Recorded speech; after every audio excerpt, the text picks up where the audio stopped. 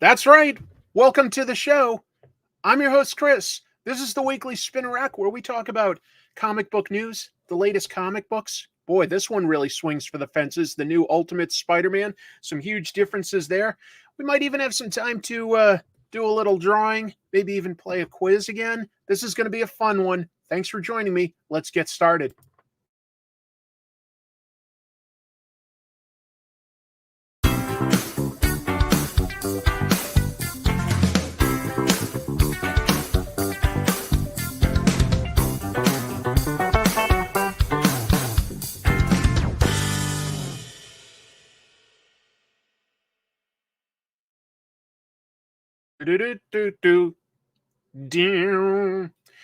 Hey, everybody, welcome to the show. Let's give some shout outs to folks that are in the chat room because, there are people here today. We've got Chemdog and Erwin Papa. Hello, A-Man, Arsnoff, Owens Reviews, Samuel. Love to see folks. There's always a delay, so we're probably going to get a bunch of folks jumping in here. First time on live. Thanks for joining us. Appreciate it. This is going to be a good one. What's up? Yes, Ultimate Spider-Man. Exactly right. Hello, Care Bear. And nice job with Mickey. Thank you. Yes, latest episode on my other channel, Comic Tropes. I did a deep dive into Mickey Mouse from the mostly 1930s and 40s, but specifically talking about the artist and writer Floyd Gottfredson, who started on the Mickey Mouse comic strip in 1930, stayed on it until 1975. Interesting bit of history. Just thought it would be fun to do something a little different, and I'd love to do more comic strips. Comic strips are very tough to do as episodes. I'll let you know why. You have to gather a lot of images from a long period of time, typically. So takes a long time.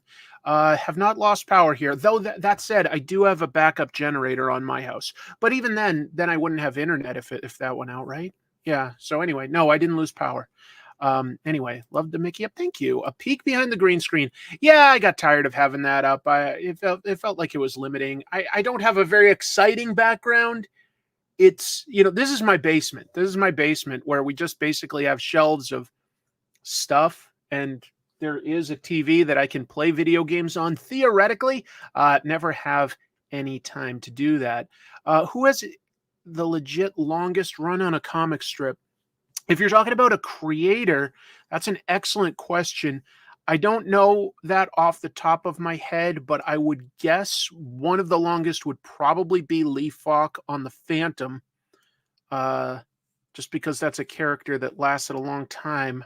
But there's probably a lot of people that have been on certain comic strips for decades.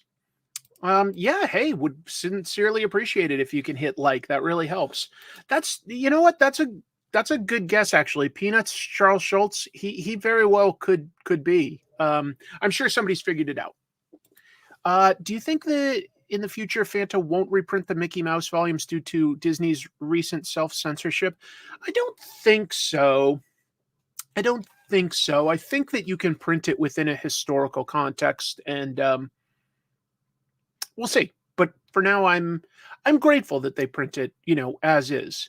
They've got articles talking about sort of each big storyline to put certain things within context, but they print the strips themselves unedited, which is nice. Yeah, well, comic books, right. Marv Wolfman did 16 years on Teen Titans. Chris Claremont did, I think, almost 17 years on X-Men. But we're talking about comic strips, and I think comic strips, some of those guys were on them for many decades, a lot longer than any comic strips. Have I read much of Carl Barks' Uncle Scrooge, Donald Duck? I wouldn't say a lot, but I've definitely read some, and I love it. I would say, in general, I actually like the Carl Barks Donald Duck the most out of all Disney stuff. It's got real personality to it. Donald Duck is a great character, and his supporting cast is fantastic. I wanted to talk about Mickey Mouse first because he's less talked about. There's less out there about him. That's all. But let's get started with some news first, and then we'll talk about some comic books.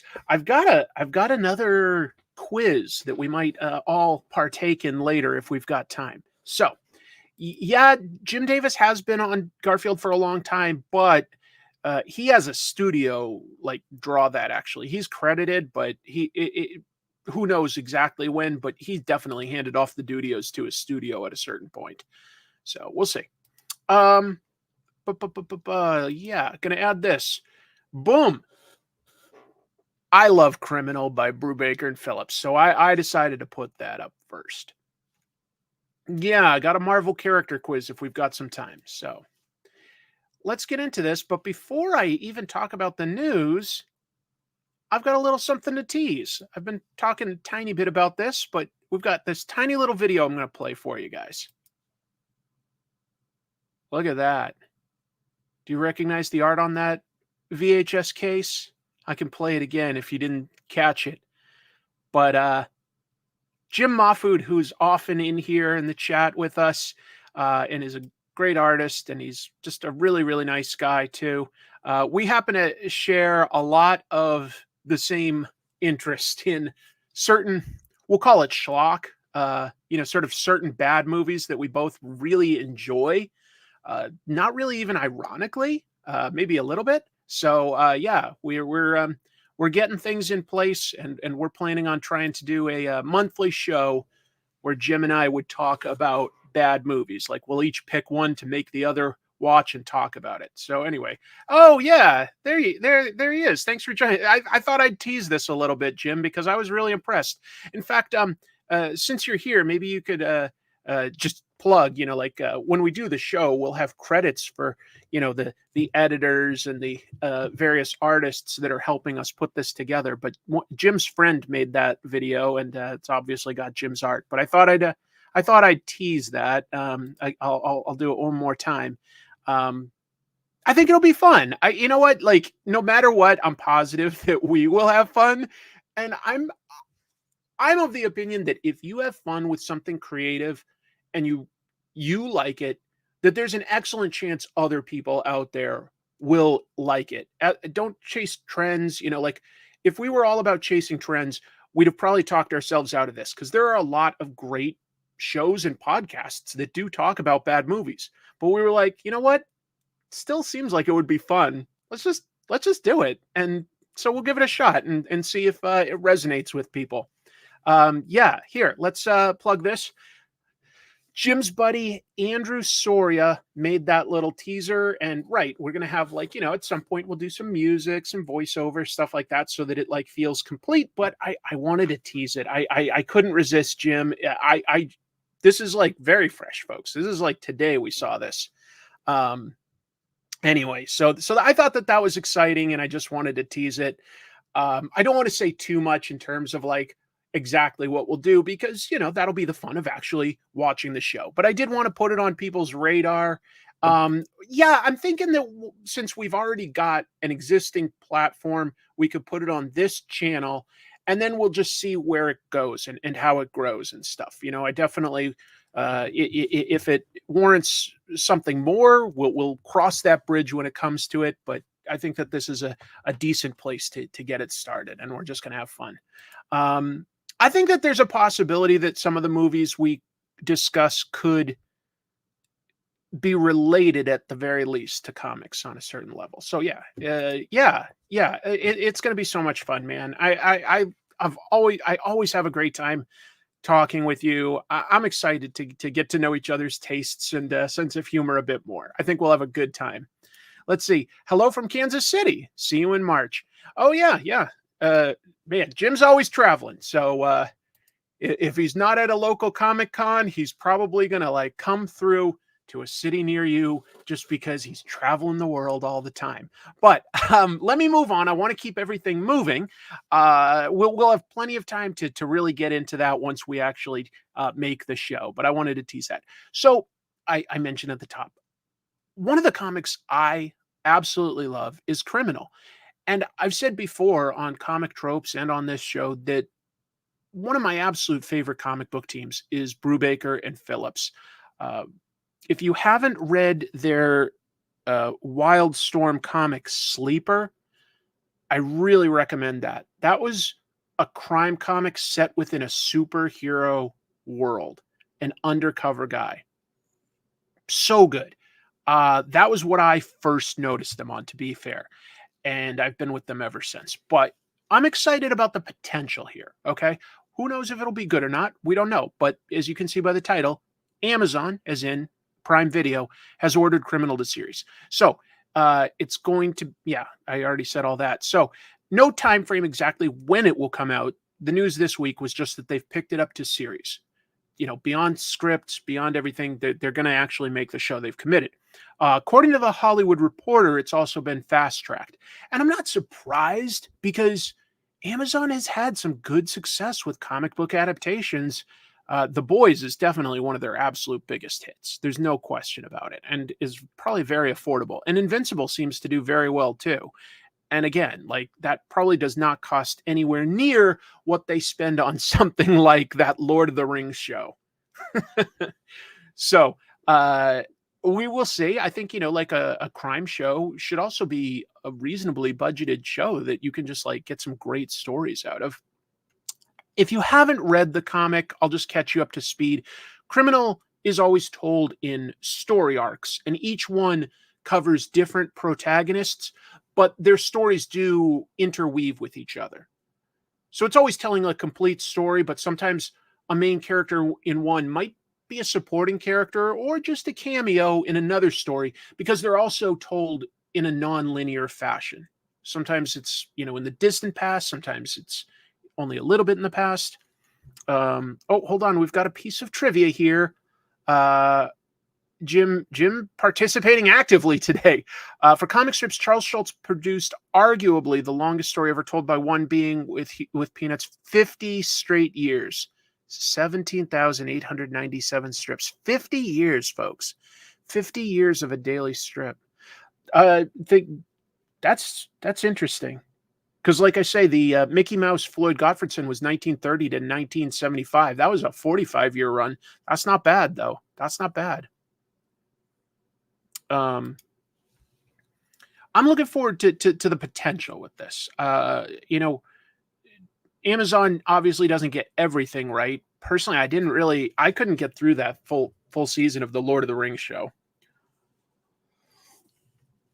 But here's part of what gives me reason to be hopeful. Sorry, I'll take a sip further from the microphone next time. Brubaker himself is going to be the showrunner alongside somebody that's got experience, Jordan Harper. He's done several shows, one of them being Gotham. I didn't watch that show, but it certainly had its success. I think it went for 5 or 6 years. And then Sean Phillips, who's obviously, the artist and the co-creator of Criminal, is going to be an executive producer on that. So I like hearing that. Charles Schulz was also impressive drawing strips even in his later years, as his Essential Tremor was getting pretty bad. That's cool that he's still managed to do it. Broomhilda is the longest running strip by one creator.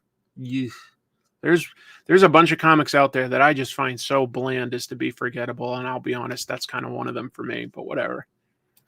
Over 19,000 daily and Sunday comic strips over 53 years. Russell Myers holds the record for most comic strips drawn by one person without assistance for his comic series, Broomhilda. Well, hey, kudos for that much drawing for that long. That is an accomplishment. But if that was ever funny, I missed it. I'm hopeful for this. That said, I say that Amazon's had success. The Boys, Invincible are two examples of success with comics. They did sort of sweep Paper Girls under the rug, and that's Brian K. Vaughan and Cliff Chiang. That's another fantastic team. Really good comics with a beginning, middle, end, and end, and they really just didn't support that one. So you never know. I'm trying to be hopeful because I like Criminal, and I'd love more people to know about the comics. But we'll see. I'm going to take off my headphones, actually. I don't need them right now. Oh, let's see. I'm sorry to hear that you're sick, but yeah, I hope that this can distract you from however you're feeling. Let me keep moving. I've got a lot that I'd love to do tonight, so I'll keep moving. Talking about comic strips, I think this sounds so cool. Dick Tracy is going from the comic strips to a new comic book. All right, let's talk about that. So this comes through Mad Cave Studios here, who I guess have been around 10 years now. That's impressive. They're going to do a 6-issue series. Starts in April. That's coming up pretty soon. They've described it as a hard-boiled and realistic take on the sleuth's world. Well, that's fair. I've made an episode on comic tropes before about Dick Tracy, and the original Chester Gould strips do have fantastic characters and sometimes a little bit of sci-fi stuff beyond just the wristwatch, but a lot of it was pretty damn grounded and really gritty. Like, it was really violent. Let's talk about the creative team. We've got Alex Segura and Michael Morecci drawing it. Cool. A lot of success there. Illustrated by Geraldo Borges. We've seen his work recently on No One. I got to meet him at New York Comic Con at a bar, and really nice guy. Really nice guy. Creative consultant Chantel Amy Osman. I have to admit, I'm not super familiar with her. Colors by my buddy Mark Englert. Mark can always knock anything out of the park. He colored my Vampirella cover. I was lucky with that. Letters by Jim Campbell. Yes, great news for Warren Beatty. If you don't know, I think it's Tribune Entertainment that owns the rights to the comic strip. They're the syndicate that own the rights. They signed a deal to Warren Beatty to adapt it into live action that was way too generous. Like, Beatty has the rights to keep anything live action for Dick Tracy as long as he makes something, like pretty much anything, every, like, I don't know, it's something crazy, like every 15 years or something. So there's like 2 really weird YouTube videos out there where he plays Dick Tracy and himself just getting interviewed. It's trash, but it lets him keep the rights, and he does nothing with them. He just does nothing with them, but he's hanging on to them for dear life for some reason. Yeah, just crazy. Yeah, I think so. I think that he has some cachet in the 21st century when you consider that like, think about how popular crime documentaries are, and like, while I don't watch them, the longest running TV shows these days are all things like Law and Order and NCIS. I think that people love crime. And so if you find an angle to make that sort of like grounded and relevant for today's crime, that's absolutely good life and death stakes. Absolutely. So I think that there's a lot of potential there. If you click the thumbs up, it helps the channel. That's totally true. If you can just hit that little thumbs up below the video, that definitely helps. Thank you. Thanks for the support. There are also, for this book, retailer variant covers by 2 talented artists, Francesco Francavilla and Dan Panosian. Very, very cool. A Batman editor. I made it more dramatic by saying he quits DC Comics. It's more like resigned. Clickbait Chris. That's me. We're talking about Ben Abernathy. He's an executive editor. Well, up until very recently, he was an executive editor at DC Comics. And he's resigned from DC. He's going over to work at Skybound, Robert Kirkman's imprint at Image. I don't know exactly what he'll be doing there, but he's got a lot of experience. He became the Batman group editor back in 2019. One of the first things he did was hiring on James Tynion and Jorge Jimenez to take over on Batman after Tom King's fairly lengthy run.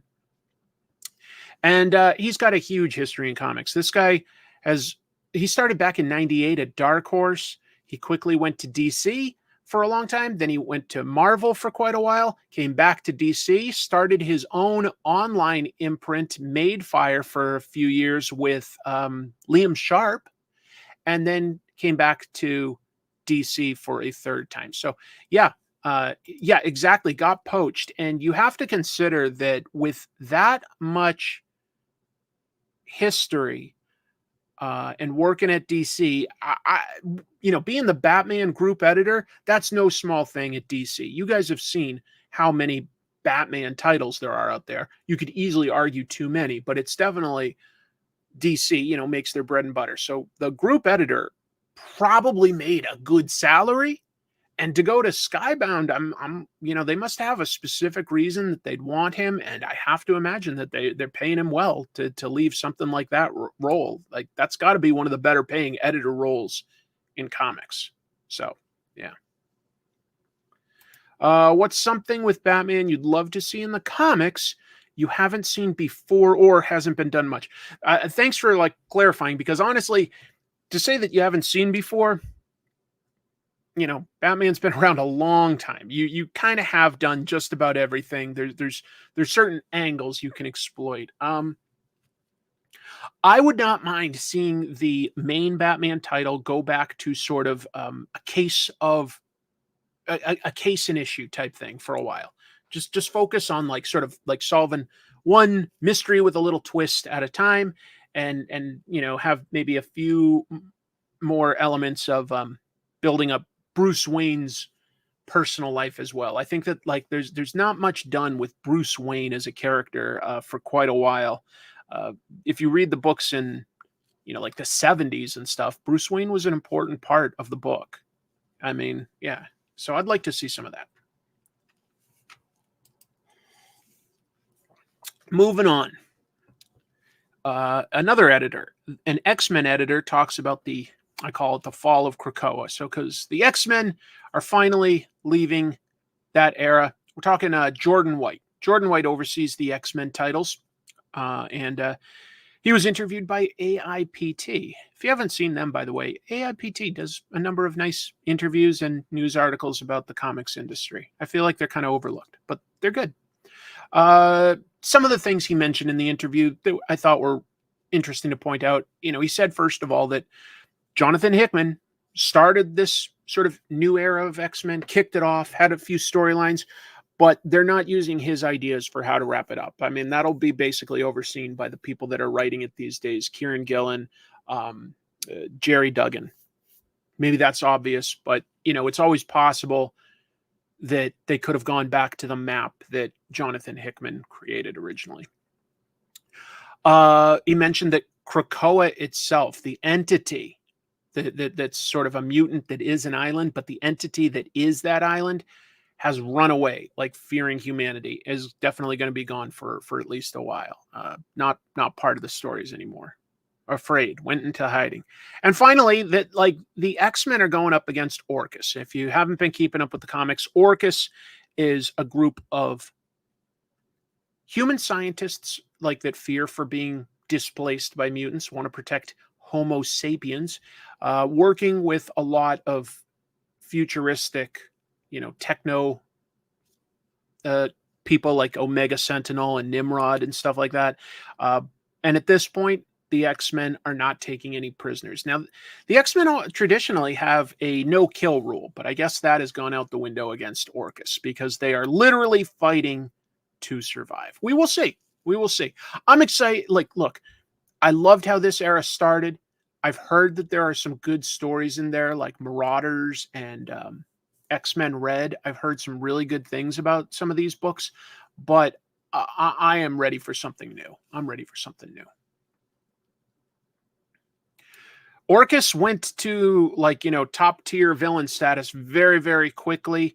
I think that the way it may fall apart is that the machines are probably going to turn on the humans. So that will be what splinters and destroys Orcus, I would assume. Yeah. I've heard that criticism. I know that I sort of found it a tremendously fresh beginning, and then sort of I felt like it was losing its way. I lost interest. So I'm ready for it to start something new. We'll see. All right. Marvel teased some of what's coming up with their free comic book day. You can see the cover here, and obviously we've got both Spider-Man, Green Goblin, and if you don't recognize these characters, they're from the new version of Ultimates from the new Ultimate Universe. So we learned a few things. Marvel announced this as their book. They said that the book will give fans a glimpse into what lies ahead for Spider-Man, including the fact that Norman Osborn is going to return to his villainous role of the Green Goblin. If that doesn't make sense to you, it's because you haven't read the comics in a while. Uh, it, this is a really superhero comic booky thing. Norman Osborn had his sins taken away, whatever that means, and he became a good guy. Okay. He didn't have his madness or anything. And he became Peter's ally. He became a superhero called the Gold Goblin. They've built a friendship. It's actually that part of it I kind of like. The way he became good again is weird. I don't know why you couldn't just say he went to a therapist. Sin Eater is a very sci-fi sort of idea, but whatever. Also, beyond the Green Goblin coming back again, we've got something about the Ultimates, and this is what Marvel said. By the time it comes out, readers will have met the new Ultimate Spider-Man.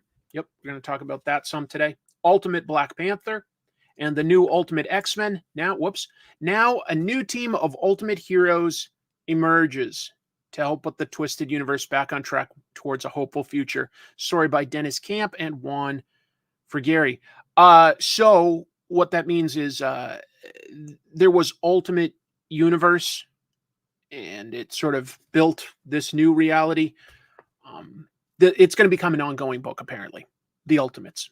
New version of essentially the Avengers for this universe. We'll see. It's going to be a very different version than the old Ultimate Universe, for what it's worth. Because this guy that looks like Doctor Doom, that's actually Reed Richards of this world. His evil doppelganger, the Maker, forced him to wear this outfit. But this is Reed Richards of this universe. And this is a young Tony Stark who may one day become the Kang of this universe. But for now, he's Iron Man. So we'll see. I've seen that hair exist before, but it is pretty rare. In the AIPT article, they mentioned there's a third Venom story included in the book that's written by Al Ewing and will showcase what comes next for Venom. I've lost a little bit of interest in Venom. I'm actually going to talk about that later tonight. Venom was featured in this new comic, giant-sized Spider-Man. It was only okay. But we'll get to it. I don't know. I haven't been following the Spider-Man book, but I like the Ultimate Spider-Man book. We'll see. It's got potential. Moving on with news. Iron Fist is going to join the MCU Eyes of Wakanda series. Let's break that down. So, we already knew that there was this show called Eyes of Wakanda coming. That's going to be on Disney Plus. It's an animated spin-off of the Black Panther movies, and I guess it is going to be overseen by their writer-director Ryan Coogler. Okay, that's promising. What else? Whoops. Here's the official synopsis of Eyes of Wakanda. Throughout Wakandan history, brave warriors have been tasked to travel the world retrieving dangerous vibranium artifacts. This is their story. I could be wrong. That definitely sounds like we'd follow the Dora Milaje throughout the years, being sent on missions to recover valuable vibranium. So, could jump all throughout history. Okay, we'll see. Well, Hollywood scoopster Can We Get Some Toast claims that one of the episodes will feature a female Iron Fist named Janora. That would be a new character, because the one that we're showing here is the closest I can represent. But that's Fan Fei. She was an Iron Fist from Avengers 1 million BC. The first female Iron Fist we ever saw was Wu Aoshi from the Matt Fraction Brubaker Iron Fist run. She was told in flashback stories illustrated by Travel Foreman. So this is Janora will not be one of these two. Janora will be a new Iron Fist from the past. But the rumor is that all that Netflix stuff, including Iron Fist, that is now all MCU canon. The latest show that came out, basically a week ago, Echo, seems to completely canonize the Daredevil show And it sounds like the producers have said they've decided that all of that stuff on Netflix, Punisher, Jessica Jones, Luke Cage, Iron Fist, that's all MCU canon. MCU canon. Good joke there. Jocasta is the real Iron Fist. I don't think she was made out of iron. Yeah, I think she was made out of steel, but the lady machine robot from the Avengers, yes. So let's move into this. The Netflix Daredevil cast is returning. That's what we heard this week. So the original plan for the MCU Daredevil show was to only bring back Charlie Cox and Vincent D'Onofrio as Daredevil, Matt Murdock, and Kingpin. But there were also some rumors at the time that the show was literally going to say that Matt Murdock's friends, Foggy Nelson and Karen Page, had been killed off and that he was just dealing with that. What? That's crazy. That would not have gone over well with fans. But the show was paused, right? And it's being revised. It got paused for two reasons. One, the writer's strike literally made them shut down. And Kevin Feige apparently reviewed what they'd filmed and said, not good enough. We need to go back. Hired some new directors and writers, gave it a showrunner. And one of the changes, according to Hollywood insider Jeff Snyder, is that actors Deborah Ann Wall and Eldon Henson have come back to the show. They've shot some footage for at least the first episode. They may not be a main component of this new show, but then again, they've also only filmed about half of it. So we'll see. Yeah, they walked off their deaths and came back. I would have hated if they killed off Foggy. Yeah, and Karen. I like the Netflix Daredevil show especially. The one thing I wish they didn't do was they shouldn't have killed off Ben Urich. Ben Urich in season 1. Ben is an important character in the MCU universe. The Marvel Comics universe, because he's the best reporter that the Daily Bugle has. All right, important character in Daredevil and Spider-Man comics. Was an important character in season 1. He died, and then the show really needed that reporter character. So they gave that to Karen Page, which was fine, but it wasn't as good. And it really would have been amazing if they could have pulled in some actual Daily Bugle characters. But I guess that would have required working more closely with Sony than they were able to.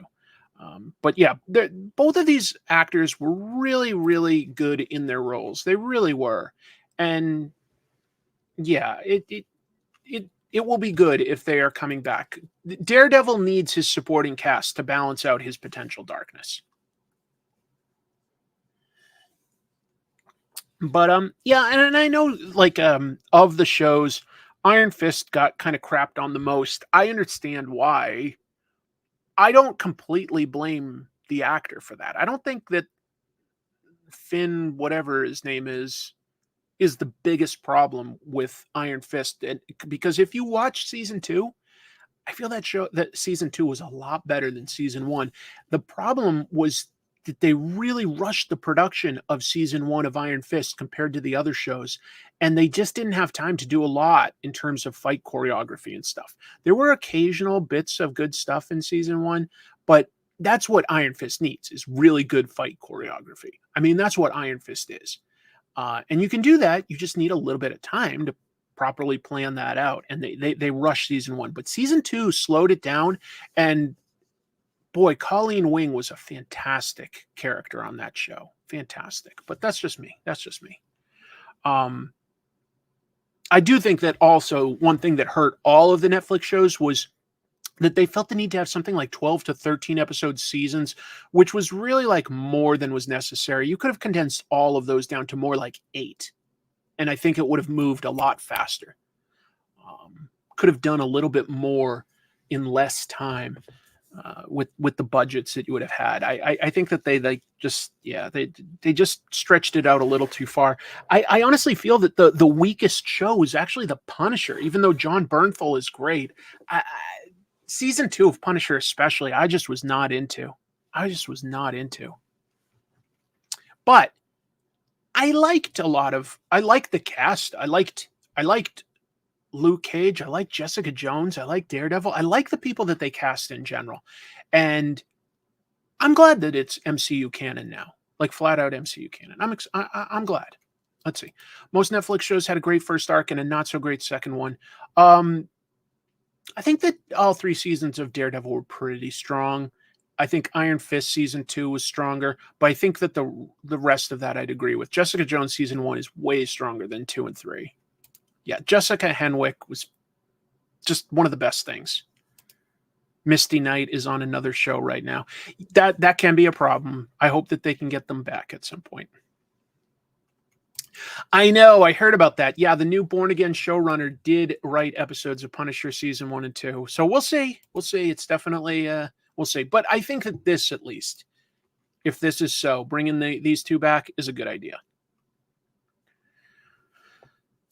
Just interesting to note this, because this is a pretty rare version of this comic. Amazing Spider-Man #1 graded at a 9.8. That's pretty exceptional for a comic that old. Well, it sold at auction this week for over $1.3 million. Now, look, at this point, these key books that are in great condition, I don't think they're really going to fans. They're going to investors at this point. That's a pity, but at least it should be protected. Maybe someday get in the hands of a collector. I don't know. According to CGC, there's only one other known copy at this grade to exist. So that is pretty special to be graded that high for such an old comic. I thought that part of it was more interesting than the exact number that it's sold for. This lot, there was some other valuable comics in it. There was a 7.0 graded Superman #1. That went for $2.3 million. That's also a record. So interesting stuff. I certainly ain't got that money, and I don't know. I would consider, for a book like this, that is the one sort of situation where I wouldn't mind getting it in a slabbed condition if I knew that it was sort of being protected. That there's a part of me that understands that.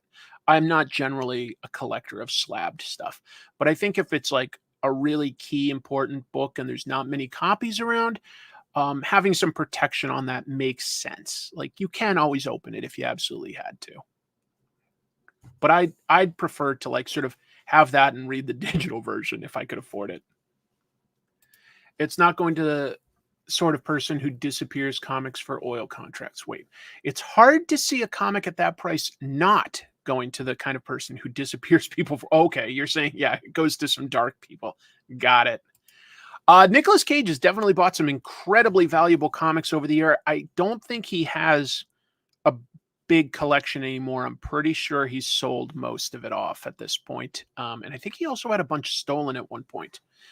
He's a big comic book fan, but I think, just to pay the bills and stuff, he did sell most of his collection. We knew that Ghost Rider was going to be a supervillain. Well, Marvel went ahead and announced who that will be. And I'll be honest, I think this is an interesting idea for a story. They've revealed that the new Ghost Rider in March's issue of Ghost Rider Final Vengeance #1 is going to be the supervillain, the Hood, Parker Robbins. He's an interesting supervillain. He's a supernatural supervillain. He has powers granted him by demons. Ben Percy is still writing. He was the regular writer on the Ghost Rider book. It wrapped up its arc, and now it's starting this with an issue #1. But it's continuing the same story, where Johnny Blaze has been separated from the Spirit of Vengeance. Now he wants to get it back, because obviously you do not want something that powerful in the hands of a super villain. Something that the writer Ben Percy said about this: some villains you know all too well, Doctor Doom, Thanos, Mephisto, but I find it especially fun to bring the lesser known baddies out of the shadows and give them a shot at a starring role. Fine with me. Definitely puts Johnny Blaze in an underdog role, doesn't it? Like, trying to get this back without, his powers or anything. And the Hood is getting like, a massive power upgrade if he can control the Ghost Rider powers. So I think that that's a cool idea. We'll see how it goes. I've heard people say that they really like the Ghost Rider run right now. Yeah, the Spirit of Vengeance may force him to go after bad guys, but I think he'll be, crueler and more vindictive than ever. We'll see.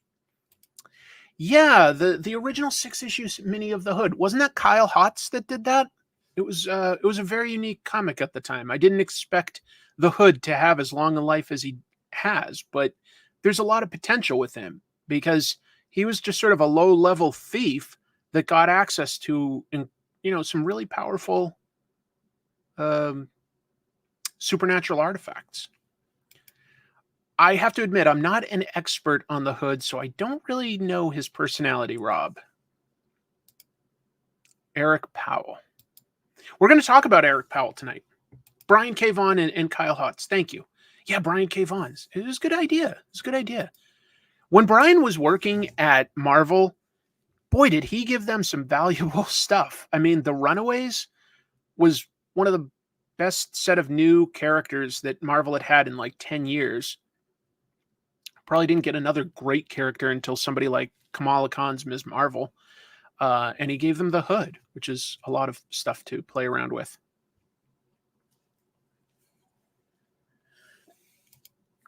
I remember that Brian Michael Bendis used the Hood in his Avengers run, didn't he? He had him get like some, if not all, of the Infinity Gems. I don't remember it all now. I loved Brian K. Vaughan's Runaways. It was really, really strong, in my opinion. Really strong. Yes, this comes out in March. I forget which day, but it comes out in March, so it comes out soon. Moving on. Jack Kirby and Wally Wood together. Yeah, it happened. It happened. It was on a comic strip as compared to a comic book, but now there's a crowdfunding campaign to get this back in people's hands. So this is on Zoop. I'll have a link before I finish. And they've got a campaign to get an updated hardcover of the comic strip that was called Sky Masters of the Space Force. Kind of weird title, but yeah, it was an older time. So this hardcover book will compile, out of print, hard to find, a complete set of that comic strip, the Sunday comics, that only ran from 1959 to 1960. Obviously, relatively early in these gentlemen's careers, not quite the middle, like fairly early. Jack Kirby was the artist and writer, I believe. He had several inkers, but one of them was, we know him as Wally Wood. He called himself Wallace Wood. Wally Wood was really just his branding effort for like signing stuff, but everybody called him like they didn't call him Wally generally. Dick Ayers also was one of the inkers, and Dick Ayers was definitely a good Kirby inker, and sometimes Kirby himself inked that. That would be interesting, I think, to compare different inkers. I mean, one of my most watched episodes on Comic Tropes is talking about one of Vince Coletta specifically inking Jack Kirby. So I think that people are always fascinated with Jack Kirby and like to compare the different types of art that he did over the years. The title rules so hard. Yeah, I know.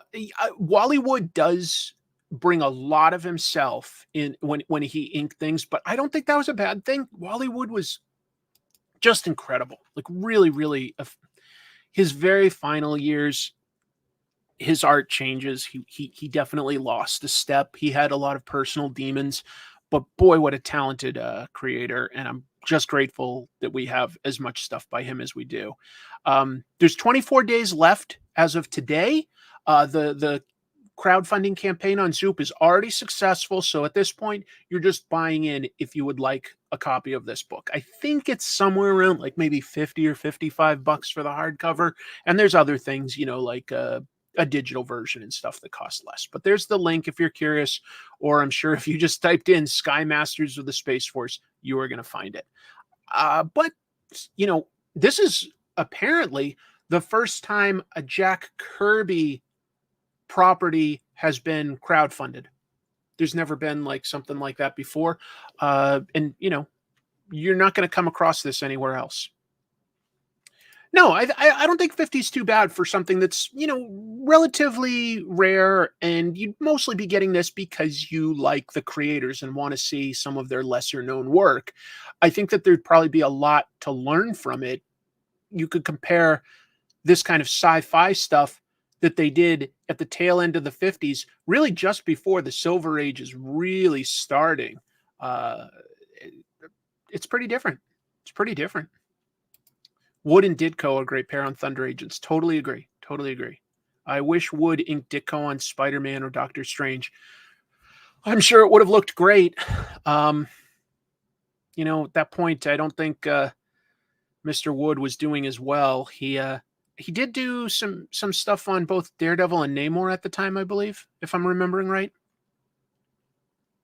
I do not remember that 80s cartoon. I know 80s pretty well. I don't know Sky Commanders. Let's see. Do you think Jack Kirby would have done well as an independent Kickstarter creator had he been alive? No question. No question. He's just too creative. He was always coming up with new ideas. He wasn't just a dynamic, interesting artist. I mean, he's creating characters like New Gods and Etrigan the Demon at DC. He's creating, Captain America, Black Panther, Silver Surfer, all sorts of stuff. He just never stopped. He just never stopped. I think he would have really loved the freedom that getting to do his story his own way. I think he would have liked that. Maybe he would have needed an editor. I don't know. But yeah. I was thinking of the same thing, Care Bear. I was thinking of that movie, Sky Captain in the World of Tomorrow. But I think when we really think about it, obviously this comic strip came first, and there's every chance in the world that Sky Captain in the World of Tomorrow, since it was designed to sort of be a retro thing, may have taken inspiration from this specific title, if not ones like it. So there could really be a connection there in terms of inspiration. Moving on. I was disappointed in this one. Obviously, I'm a little closer to it than some, but the Eisner Awards have dropped their award for journalism this year. That disappointed me. So this week, submissions opened for Eisner nominations. Cool. People can nominate whatever they want. It goes to a panel that narrows it down, and then people get to vote. And at first, when they did this, like just this past week, they dropped two categories: memoir and journalism. So they'd also dropped the memoir category. However, they did update the submissions this week. They added memoir back. So a lot of people, I guess, really wanted that and spoke out, and they were like, okay, we hear you. Both of those are relatively new categories. I think it was 2008 that journalism became a category for the Eisners. If you don't know, the Eisners are probably at least the best known comic book awards. They get announced at the San Diego Comic-Con.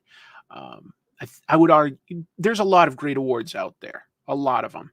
I don't want to start naming them for fear of leaving somebody important out, but the Eisners are very well known. So there was a comment by the Eisner Awards administrator, Jackie Estrada. She's been involved with the Eisners and San Diego Comic-Con for a very long time. Also has put out some great books, by the way. I just remembered that I happen to have one nearby. Let me show you this. Give me a sec. I'm scooching it out from underneath some other comics that I have stacked up here. There was a crowdfunding campaign for this one. I'm going to show this a little here. Hold on. Yeah. It's called Comic Book People, Photographs from the 70s and 80s. Jackie Estrada. And it's just her photos over the years at the comic conventions. So anyway, if you go through this, you'll see everybody famous from the time. And she did another one, I think, of the 80s and 90s and stuff like that. Just really fun to look at, just photos of the people at the time.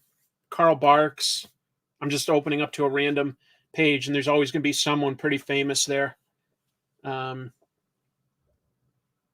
Chapman, Diana Schutz, Bob Schreck. Great book. I'd look for it if you're just curious about comic book history. Great book. disappointing because I do like seeing good journalism about the field that I love, comics. I like seeing it respected and stuff. But let me go back to her quote. Sorry, I didn't finish that. So Jackie Estrada directed attention to the above caveats, and she clarified that the periodical journalism category has been combined with comics related book. So she wrote that for comics related periodicals, and she means like, websites and magazines and stuff that talk about comics, I would argue that a show like mine and, people like, I don't know, Comic Pop or Matt Draper, Owen Likes Comics. These are all people that are technically doing journalism about comics. But anyway, to continue, she said, for comics related periodicals, they've been combined with the comic related books. Online journalism sites are welcome to submit in that overall category. I was nominated for an Eisner in the sense that I was an artist on a book that was nominated back in 2011, quite a while ago. I'd love to be nominated again if anybody wants to take that step. But I was a little disappointed. So technically, you can still get nominated as a journalism source. It's just that you'd have to be submitted within comics related book, even if you're a website. That's the category that they'd put it in now. They should have merged it the other way with comics writing combined with journalism. I kind of agree, but it is what it is. It is what it is.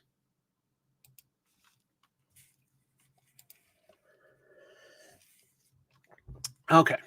So I said earlier that we'd be talking about Dr. Frederick Wortham today because somebody put that name in the comments. Well, there's a comic coming out about him.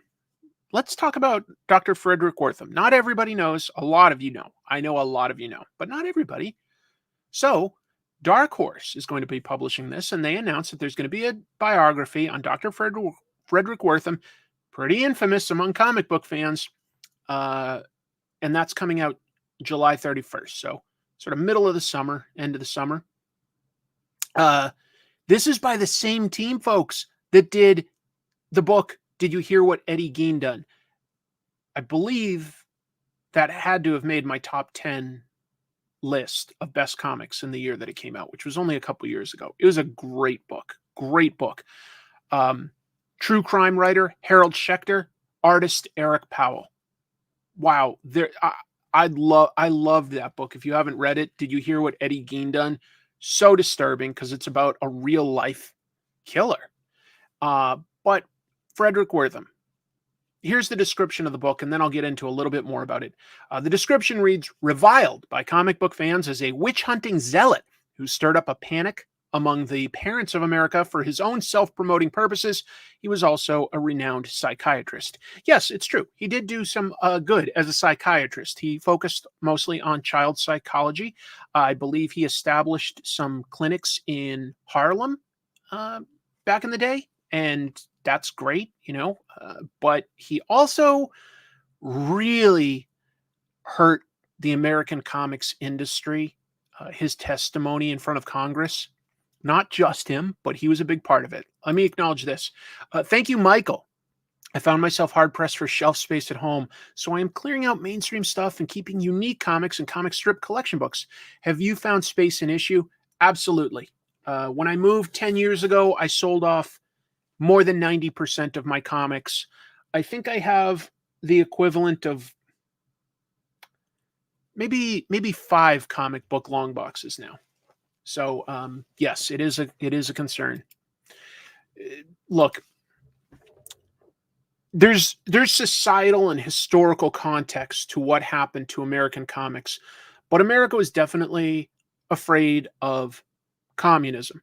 So afraid that some politicians fed into that like frenzy and furor and fear, the 3 F's, by having all sorts of witch hunts. They went after a lot of writers in Hollywood, claiming that they had communist sympathies or ties.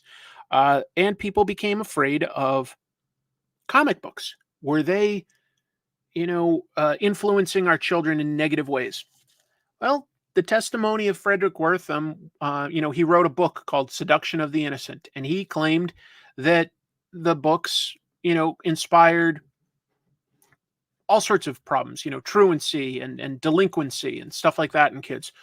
A lot of people have peer reviewed his work, and you sort of realize that he really thought about things backwards, because he was looking at like problem children that had been arrested for problems, and found that they read comics and concluded that the comics caused that problem. But he really should have said, well, let's look at all the kids that read comics, which was many millions more that never got in trouble. And is that truly an influence? But what did that do? Because the publishers were really afraid of getting shut down or having to at least go through some big changes, they self-imposed the Comics Code Authority.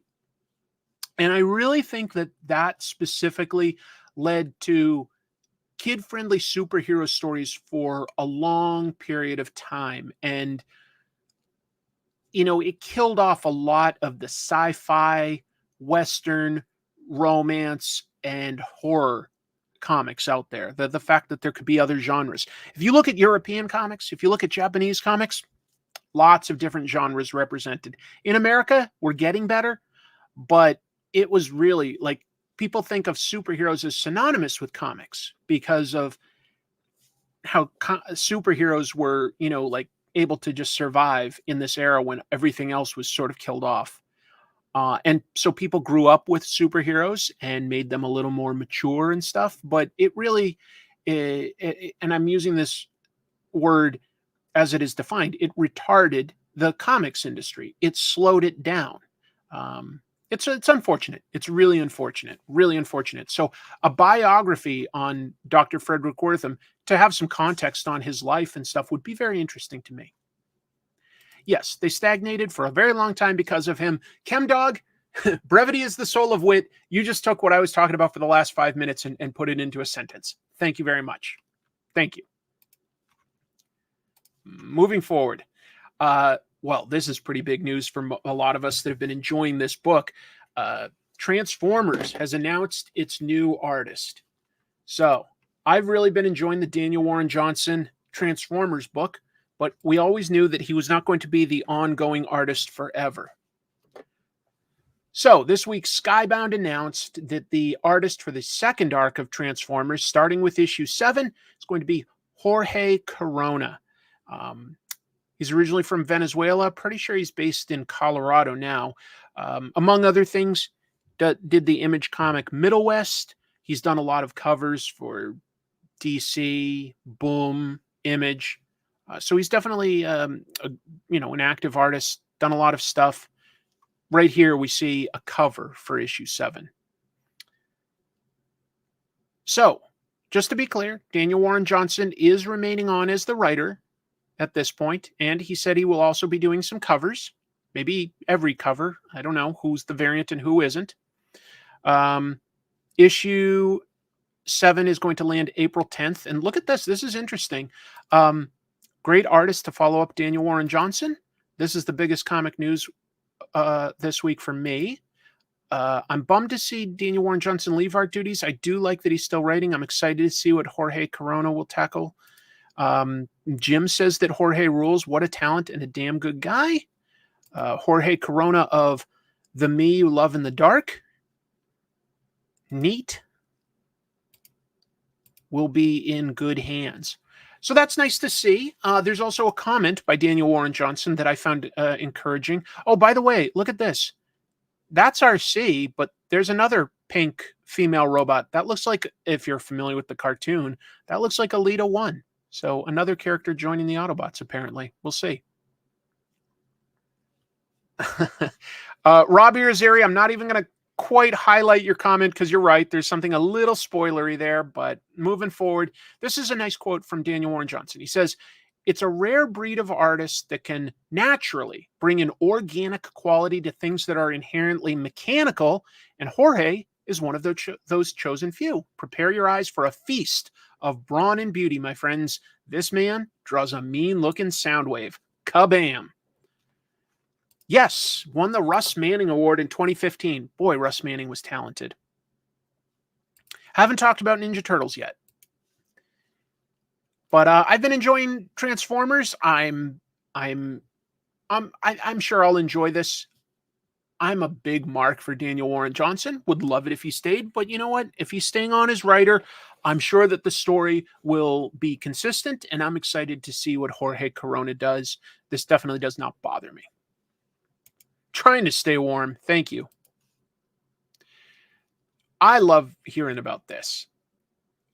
ElfQuest is something I have not read all of, but I do own the entire run of ElfQuest. So at some point, I plan on talking about all this. Let's see.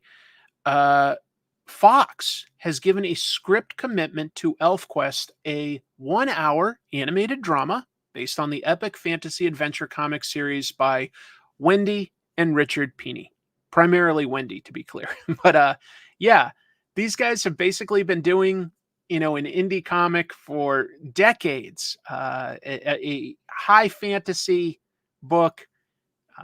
It definitely has its fans, kind of flies under the radar sometimes, but has had a long history. Created back in 1978. ElfQuest is currently published by Dark Horse. It's been at different publishers over the years. They did their own sort of self-publishing era. They were at Marvel's Epic imprint in the 80s. That was Marvel's creator-owned line at the time. And yeah, this is look, I have to really distill this because it's a big epic story, okay? It's a fantasy story about a community of elves, other fictional species, struggling to survive and coexist on a primitive Earth-like planet with 2 moons. Pure fantasy. Animated, totally the way to go for something like this. I think this is a good idea. I think it's a really good idea. Oh, glad to hear that. Glad that you took the recommendation and that you read Monica. Yeah. Am I going to talk about the manga volume grading news? I don't know that news story, I have to admit. I'm sorry, FV guy. I'll look into it, but that one slipped under my radar. Will this hurry you up to make a video about ElfQuest? It might speed me up a little, but look, let me set expectations. They've given a script commitment. So nothing has been illustrated yet for animation, and animation takes a while to produce. This is definitely still a ways off, but it's a step towards making it an animated show. So it is something I've always planned on talking about at some point. And honestly, the story of this couple, Wendy and Richard Pini, is a really cute story. They met through the letters pages in Silver Surfer comics and became pen pals, and then more than that, which is just cute.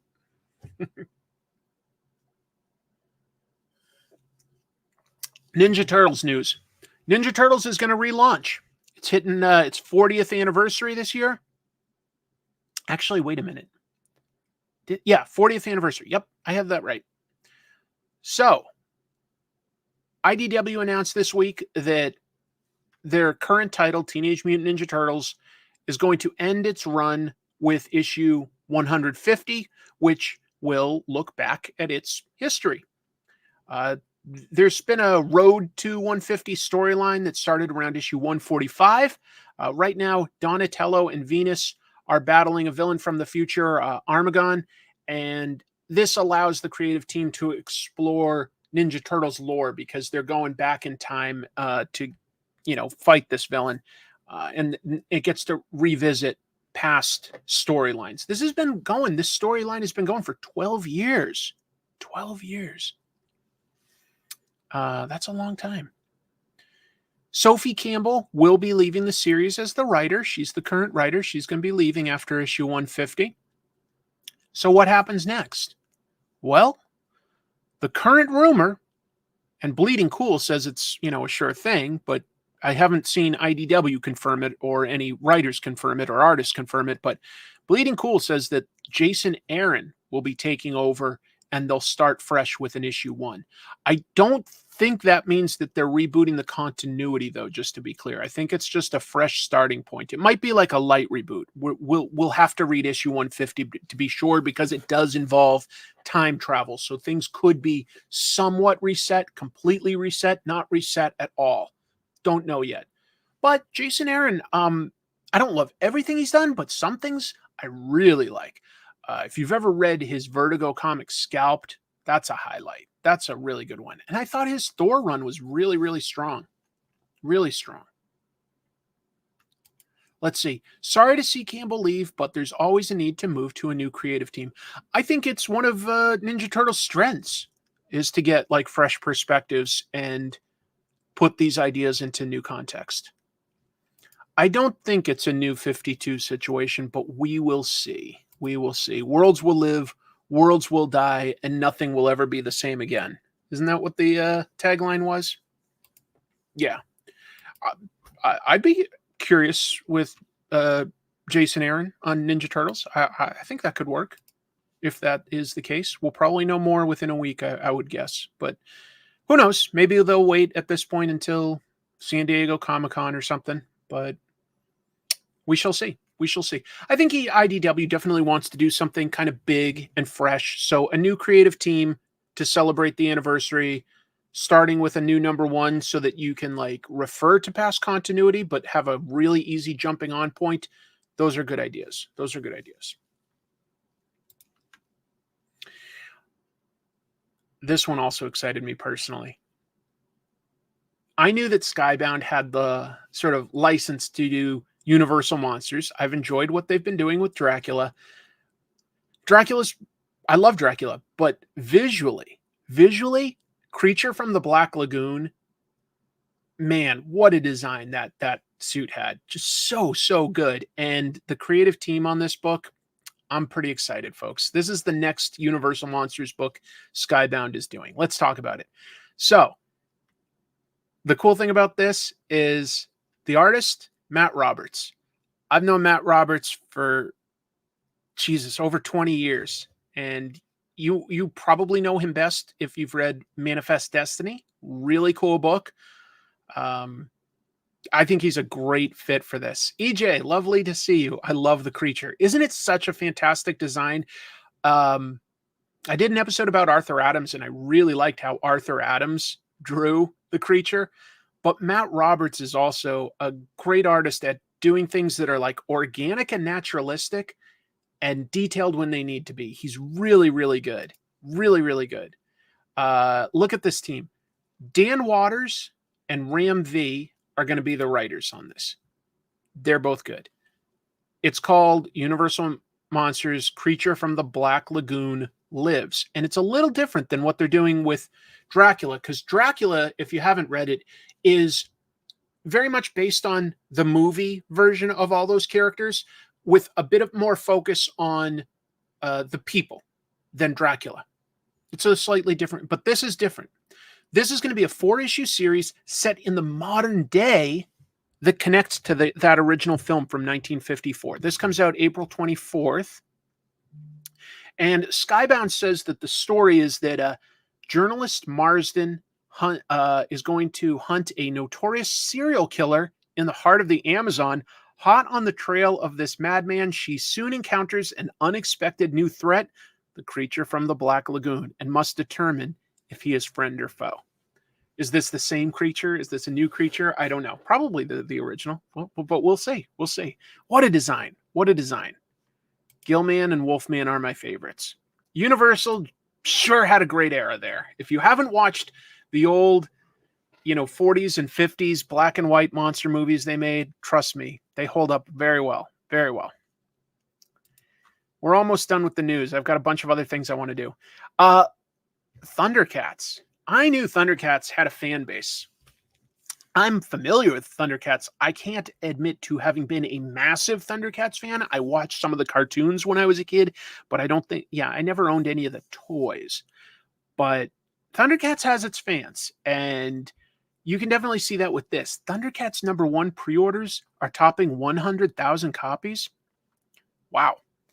Well, that's what Dynamite announced this week. Dynamite announced that Thundercats issue 1 has had over 100,000 copies ordered by retailers before they've hit their final order cutoff. That is big. That is really big.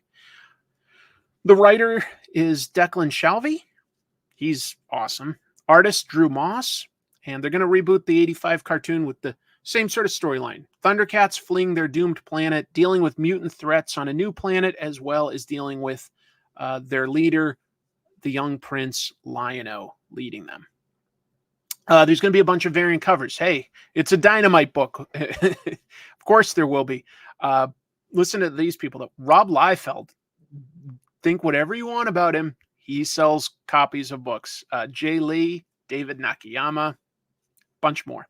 I personally like, I believe Drew Moss, the interior artist, made this. He made it to look like an action figure. I was amused by that one. Publisher Nick Barucci, friend of the show, right? He noted that it's unusual to have strong orders like this in January, February. A lot of people will push their books more towards the spring and summer for big launches because kids are off from school and typically you can sell a lot more during that time period. But yeah, they decided to take a chance, start their new book now, and it looks like a lot of people are responding. So I guess they were, Thundercats definitely has some cachet. Age, demographic, or tone, don't really know, but I will find out before it launches. I'll tell you that.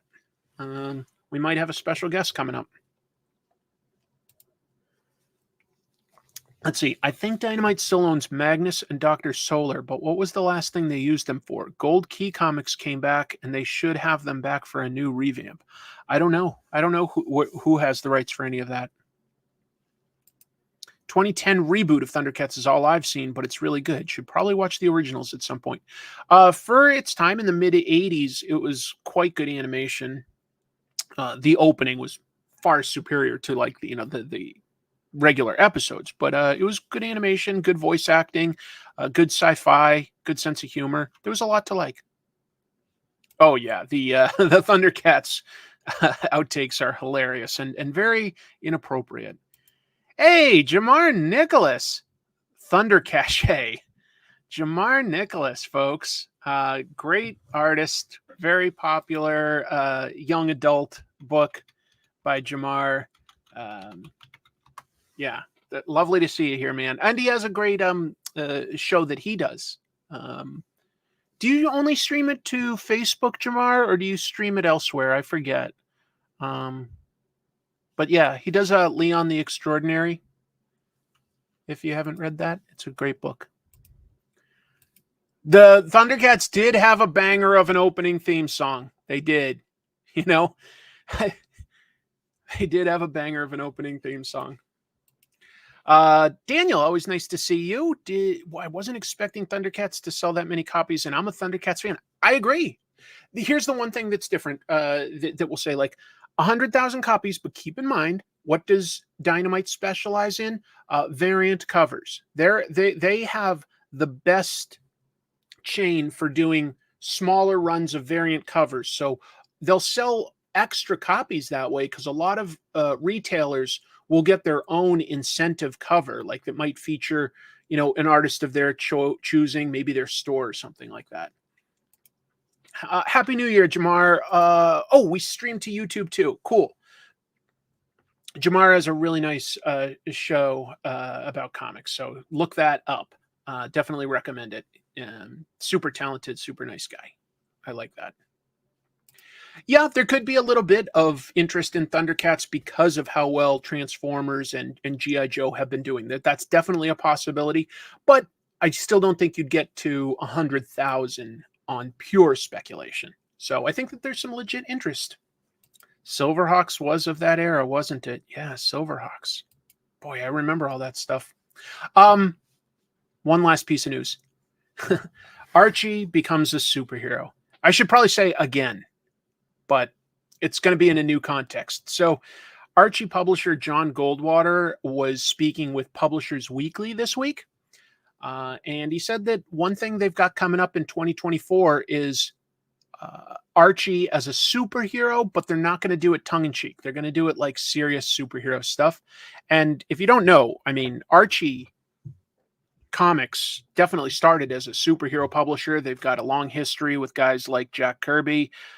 They created characters like the Shield, tons of guys, they've had several different eras where they've done some superhero comics. The Jaguar, not tongue-in-cheek. This is supposed to be Serious. And look, before I can even get to it, yes, Robbie Irizarry, you know your comics history. Pure Heart the Powerful was the name of Archie as a superhero. I don't know if that'll be the same, but yeah. Um, Mighty Crusaders, yes. Oh, that's nice, Michael. Huge fan of your YouTube show and especially the Wednesday show. I learn a lot. That's nice. That's really nice. Uh, there are also plans to redo Afterlife with Archie. They're going to do a new horror version of that. That was a big success when they first did that. And the reason Goldwater was speaking with Publishers Weekly was basically promoting the Archies. If you haven't seen, that's the Hindi language musical adaptation that was made for Netflix India. They made an adaptation of Archie for Netflix India. And Archie has been a superhero before. Yes, he was originally Pure Heart the Powerful, all the way back in October 1965's issue 42 of Life with Archie. And it's come back and forth here and there, but they've mostly done it as kind of, yeah, tongue-in-cheek is the best way to describe it, actually. Jughead is Captain Hero. Yep, they've also had Jughead as a time traveler. Archie does have a very interesting superhero history. It's sporadic. I had a soft spot for the Impact line that they did with DC. Yes. Did that have the Ray in it? I'm trying to remember. I think they had Captain Comet. Boy, it's hard to remember all the way back there. Just came out this year. Yep. Archie on Netflix India. Yep. And so, if you've got a VPN or something, you're probably able to pull that up and, either turn on subtitles or dub. So, yeah. Yep. They had a long time, the Ninja Turtles Adventure comic. That lasted a very long time. No, again, I don't know what the grading manga volume issue thing is. Sorry, I don't know what that story is. Just Comet. Right. Mark Waid's first book that he wrote? I didn't remember that, but I guess that timeline does match up. Yo, the Archies, their song, Sugar Sugar. Right, Captain Comet and the Ray are DC. So I guess I'm just sort of confusing them because I think that I think that the Impact line kind of came out at a very similar time that DC was doing some of the other newer heroes like that. But yeah. So I've got it a little confused. All right. Well, that's that. Look, a background. Depth of field. How about that? Tell you what, I'll let you guys decide. I could do one of three things right now. No, I'm going to change that to one of two things. I was about to say I could draw, but I'll draw last if there's still some time, okay? Here's what we can do. We can either talk about this week's comics, and there's just a few, or we could take a timed quiz together to name the 500 most published Marvel characters. So reply with whether you want a review or a quiz, and let me do an informal, unscientific poll to see. I could also have a dinner. That's true, Chitin. Let's see. So far, 2 votes for comics reviews, 2 votes for quiz. We could do one of comics, quiz, review, quiz, review. This is tied. Quiz. No, exotic dance is not an option. Quiz, comics. I think comics is ahead by like 1. Quiz. We're back to like that 0. Do a dance. I'm not doing a dance tonight. Review. Just put up a poll. Why don't I make a poll? All right. Hold on. I just got to open it because I'm streaming this through a platform. But yeah, okay. Give me 2 seconds. You're right. I'll just stop commenting. Stop it. I'm going to put up a poll and you'll like it. Give me a sec here. I'll do the actual poll. All right. I haven't done one of these more than like once. So let me just see if it's hard. How do I do this? Hold on. I'm looking. I'm trying to figure this out. I'm trying to figure it out. Do I do... start a poll.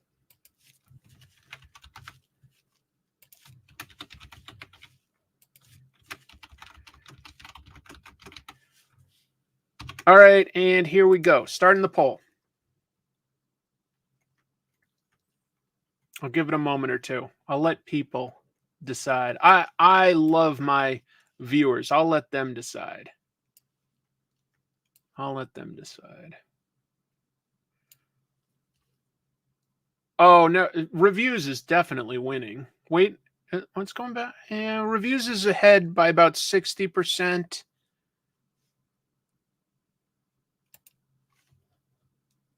Yeah. Okay. Fair enough. Hey, we can do both then, but let's if it's 60%, then I'm gonna do the reviews. Yeah, it's holding steady at 60%. Okay, how do I end the damn poll? End poll. It ended at 60% reviews. So let me turn on another camera. Well, look, there's only a few comics to review anyway, so that was I should have just given it to you. Extra camera, please. Oh, is it? No, hold on, I gotta plug it in.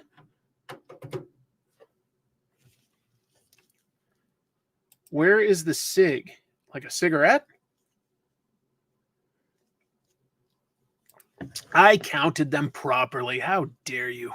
How dare you? All right. USB. I'm going to zoom that in a little bit.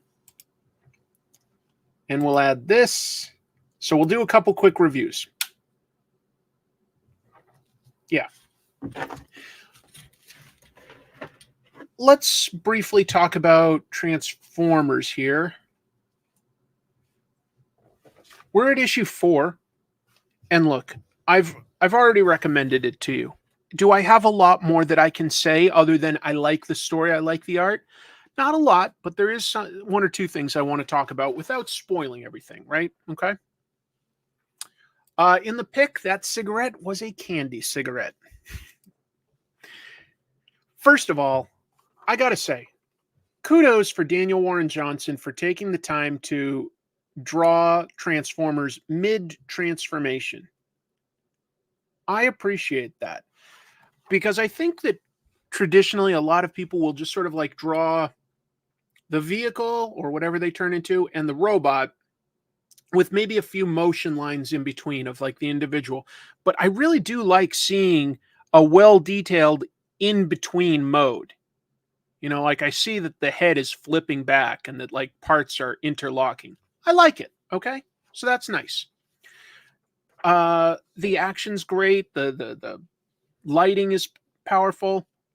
Good pacing. Like the fact that we're seeing Starscream unexpectedly get hit in the ankle and knocked over here, that's good pacing because we did not know that that was going to happen when we were reading this page. And if you gave that away before you turn the page, you've sort of spoiled that moment. You don't have too many moments that you can surprise an audience. The last issue I showed a character getting shot, and it was a big spread that took up about like, at least a third, if not like 2/3 of the page. And it was also on the left-hand page. That's just good pacing. Okay. We've got the Autobots acting like heroes. They're defending a hospital against Decepticons. That's good. But here's one thing that I really liked beyond the transformation, the action, the wrestling moves. Cool. That's great. Some cameos by new characters, some mythology stuff like introducing what the matrix of leadership can do in this version of the comics. But here's one thing I liked. And it's a little deeper than it may seem. And I agree with you, Rob. The characterization of Optimus in this book is the strong point. So, I'm just trying to like let it focus. In this book, both the good guys and the bad guys are very low on energy. Okay. That's why they don't have like a team of like 20, 30 people. They don't have enough energy right now. Very small teams. Starscream is complaining about how, like they need to get repairs. And Soundwave is like, look, the only way we can actually get repaired is to get Cybertronian parts. And where are we going to find those? And then they looked at their damaged comrade, Skywarp, and they tear him apart while he's alive. He's like, guys, And look, they just tear him apart for spare parts so that they can keep functioning. Why do I like that? We already know that Optimus Prime, I like his characterization because he's sticking up for the little guy, you know? But how brutal was this? Like seeing these guys turn on their own comrade who they've been treating with like, respect and everything right up until that moment. And then they like see that moment of weakness and they know that that can benefit them. That makes them despicable villains. It really is horrific what they do to their own person. He's like, "What are you doing, brothers?" That's what he calls them, brothers. Uh, that may sound simple, but here's what I like about it. Both the good guys and the bad guys are struggling for resources. On a certain level, that's a very relatable motivation that we can all understand. Yes, these guys are gigantic robots that can transform. They're aliens, right? How can we really relate to that? Well, they can have some of the same motivations. They can want to defend those that are weaker than them, like Optimus Prime does. They want to do the right thing because it's the right thing to do, not because it's the easy thing to do. But they can also both struggle with not having enough resources. I think everybody can relate to that. Like we're all going like, boy, it seems like pay's going down, taxes are going up. Gas is expensive, food is expensive. Um, it's not energy, but it's the same type of thing, right? It's very relatable. I think that that's a very strong decision to have both of the teams in that position where they're really struggling for resources, and both teams make a desperate decision in this issue on how to deal with it. Now, the Decepticons I showed you, they they basically kill one of their own just to steal his parts. It's very gross, like body horror as well. Now, the Autobots also do something that's very desperate, and I won't give that away. But it's a lovely twist that I definitely didn't see coming and recontextualizes what I've seen of upcoming issues, like in terms of covers. So Daniel Warren Johnson is putting in some good twists and turns to this that I didn't see coming, and I like that. It seems simple, but it's more than meets the eye. Starscream is just terrible in this. He's so detestable. You totally understand how Megatron's hateable and stuff, but he's a lot more efficient and a better leader than Starscream. You just see that. Let's see. Didn't something like this happen in one of the Bay Transformers movies? Yes, in the second one. And the reason it didn't work as well there is you never really saw either side struggling for resources in that one. So when they also tore apart a guy that was like a no name. Okay. Like a bunch of like generic Decepticons went into the water, tore one of them up to give Megatron their parts. It's good. This is better because we know Skywarp. And he's very conscious and aware. And he's like, what are you doing? Also, the movie made a mistake. They don't count it right. They have some guys on a Navy cruiser, like looking at their radar, and they're like, there are 6 guys coming down. And then, like, they go, there are 7 guys coming up. Well, that's not right because you just killed one of them to give Megatron the parts. So 6 went down and 6 came back up. It should have been the same number. So they messed up the number if you actually watch that scene. So that threw me off because I was like, what are you talking about? There's like 7 coming up. We just saw one of them torn apart. No. Did they announce a new horror comic? Oh my goodness. Oh my goodness. I need to fix my truck, but they don't make the parts I need anymore.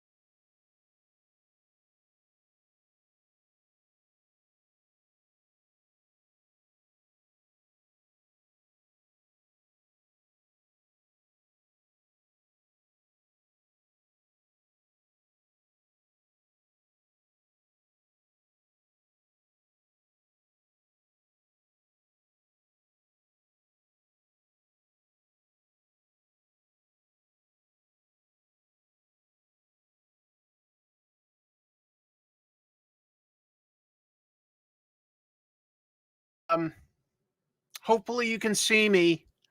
Sorry about that. Looks like my internet blipped out for a second. I think I got it back pretty damn fast. Whoops. Yep. Okay. It's sorry. I have my phone on cellular data so that I could make sure that it came back.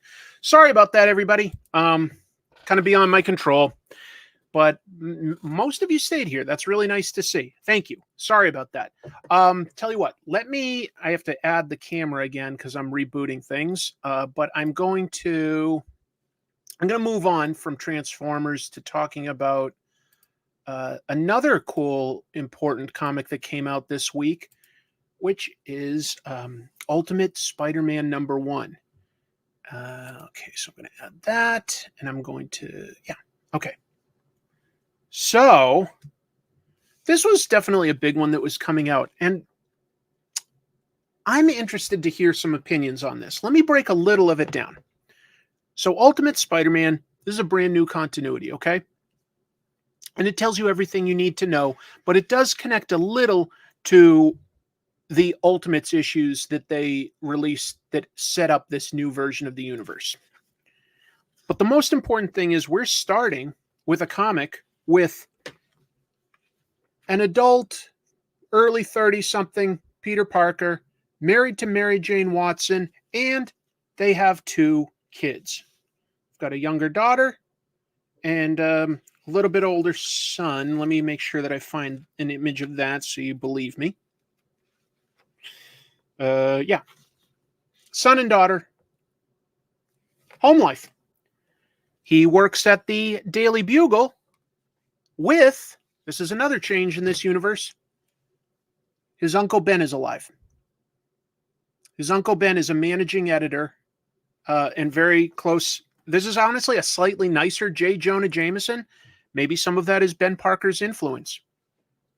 So we've got a very different world here. It's not like just one little thing changed or we're starting from the beginning and just setting it in the modern day. We're dealing with, an alternate take on things, okay? And he is not Spider-Man, to be clear. We are just talking characters, all right? So Ben is the editor. Jonah is still like, the publisher. But the problem is that, every company is going to have, what do you call it? Stakeholders, shareholders and stuff. And they're tired of the inflammatory editorials that J. Jonah Jameson is noted for. And he decides to quit and he takes Ben Parker with him. They want to start their own new business. There's also a memorial, and this is something that happened in Ultimates, but we know everything we need to in this. There was basically a terrorist explosion, and the bad guys are all people that used to work with the Maker, the evil supervillain, the Maker. And what they did is the Maker went back in time and stopped all the superheroes from existing. He took away their catalyst, the thing that made them a superhero. So there's no superheroes in this world, okay? Then they decided, Tony Stark tried to become a superhero, so they set up this terrorist explosion and framed Iron Man for it. May Parker is one of the people that died there. So he does not have his aunt, but he's got a family. He's got Ben. He's got a lot more stability. Exactly. How does he learn his lesson if Ben is alive? It's telling a completely different story. This is not about with great power comes great responsibility. This is about an ordinary man who feels that something is missing in his life, and this is a little bit sci-fi, but he gets contacted by, sort of a digital version of Iron Man that explains everything that happened, that he was meant to be a superhero, and gives him the catalyst and gives him the option to become Spider-Man like he was meant to be.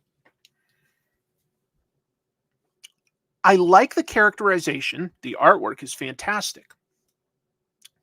It's very different. It isn't that whole thing of somebody making a mistake and realizing that they've got a responsibility for it. Instead, he's already got the responsibilities. He's a father. He's got a job. He's got these responsibilities. can he also balance being a hero? What is the call to action here? I don't know. I don't know. I need more than just this issue, because this is how it's ending, with him deciding to be Spider-Man as an adult. What will this version of Spider-Man be with that level of maturity?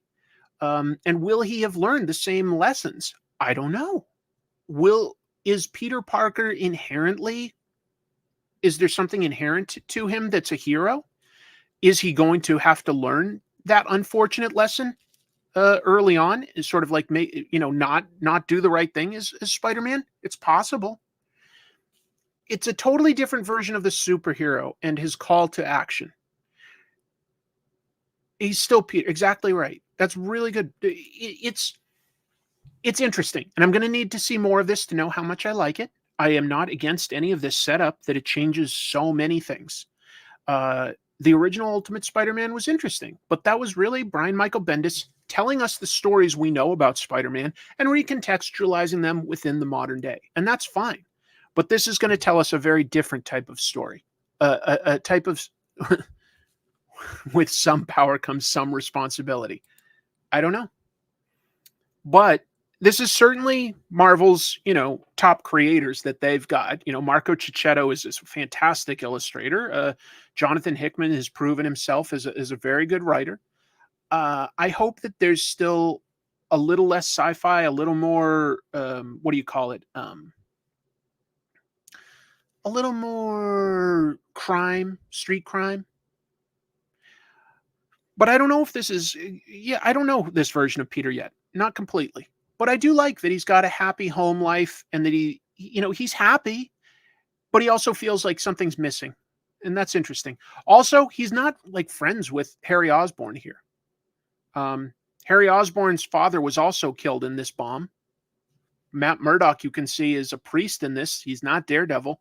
But yeah, so they've upended a lot of the relationships that we're used to, and this will be different. I hope he doesn't lose a child. But we shall see. We shall see. Yes, it's been science fiction, but not like and sometimes, yes, Spider-Man goes into space with the Avengers and stuff like that. But the bread and butter Spider-Man stories are about science gone awry, like more plausible science stuff, a Dr. Octopus or a lizard or somebody like that messing with forces, and they sort of go down a path that like unveils who they really are, and Spider-Man reveals who Peter really is. So I just mean street level crime, like I like Spider-Man going up against Kingpin and Rhino and I don't know, Sandman, as compared to going up against Kang the Conqueror and Ultron and stuff. So there are levels to the sci-fi. I need to see more of this to know exactly how I feel. I'm intrigued by how different they made it. I wasn't expecting that. The other three that I read this week, I don't have as much to say about. I would say that, I read Giant Size Spider-Man out of curiosity. It's Miles Morales and whoever Eddie Brock's son is as Venom, basically teaming up against some generic thugs. It's fine. It's fine. It wasn't anything special. Sacrificers was very good. Issue 6 takes some high fantasy concepts into some unexpected directions. It looks like Pigeon he's sort of the protagonist. He was supposed to be sacrificed, but he accidentally ingests some elixirs that keep the gods of this world young, and it makes him stronger than he expected. He's able to fight back, but it ends sort of with him just getting that ability, being surprised, and it's a bit of a cliffhanger. And then this is going to take a break for a couple months before coming back, so that they can stay with the same creative team. Rick just says, hey, Max has been drawing this for 6 months straight, really a couple months more to get it up and running. We're going to take technically about 3 months where it's not being published, but they're still working on it, just so that then we can get a full arc monthly. And I like that. Ben in the original comics was definitely not a newspaper editor. He was more of a handyman. He was just sort of a blue collar worker that went from job to job. Wasn't poor, wasn't rich, just working class.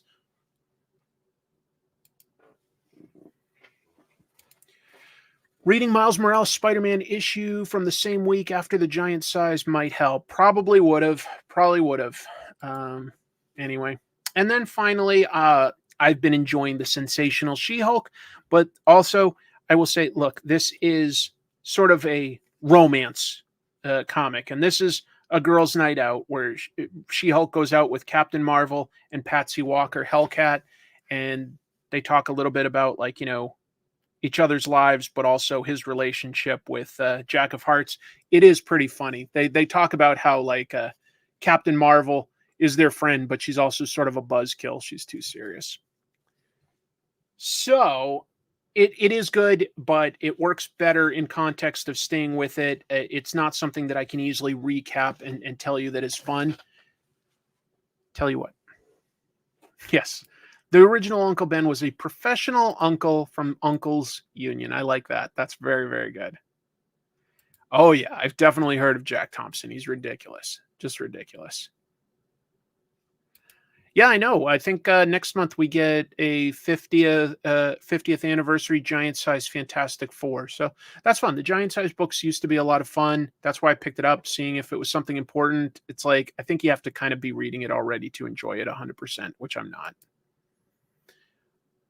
Wonder if Hellcat will be in the MCU. Her outfit was leaked. Well, yeah, actually, now that you say that, Patsy was part of the Jessica Jones show, which is now MCU canon, so maybe, to be honest. All right, so we did that. Shall we do a quiz? I think we should do a quiz.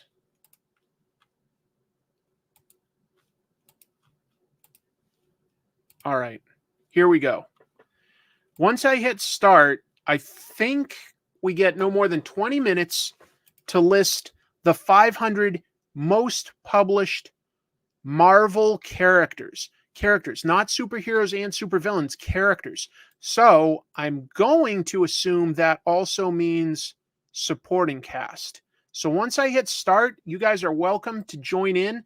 Let's see how much of this we can do. I'll try to also just talk about stuff. Did I watch Echo? I've watched 2 of the 5 episodes. Not bad. We were just doing Spider-Man, so let's start with him, and I'm going to start putting in some supporting cast as well, and we'll see if that is part of this. So, Spider-Man. Yep.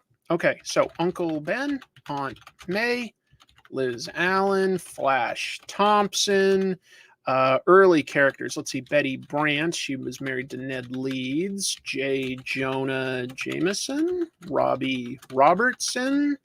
Gwen Stacy. Haha. Mary Jane Watson. Oh, it gave me M from what? Generation X. Mary Jane Watson. Anna Watson. Anna Mae Watson. Yep. May Parker.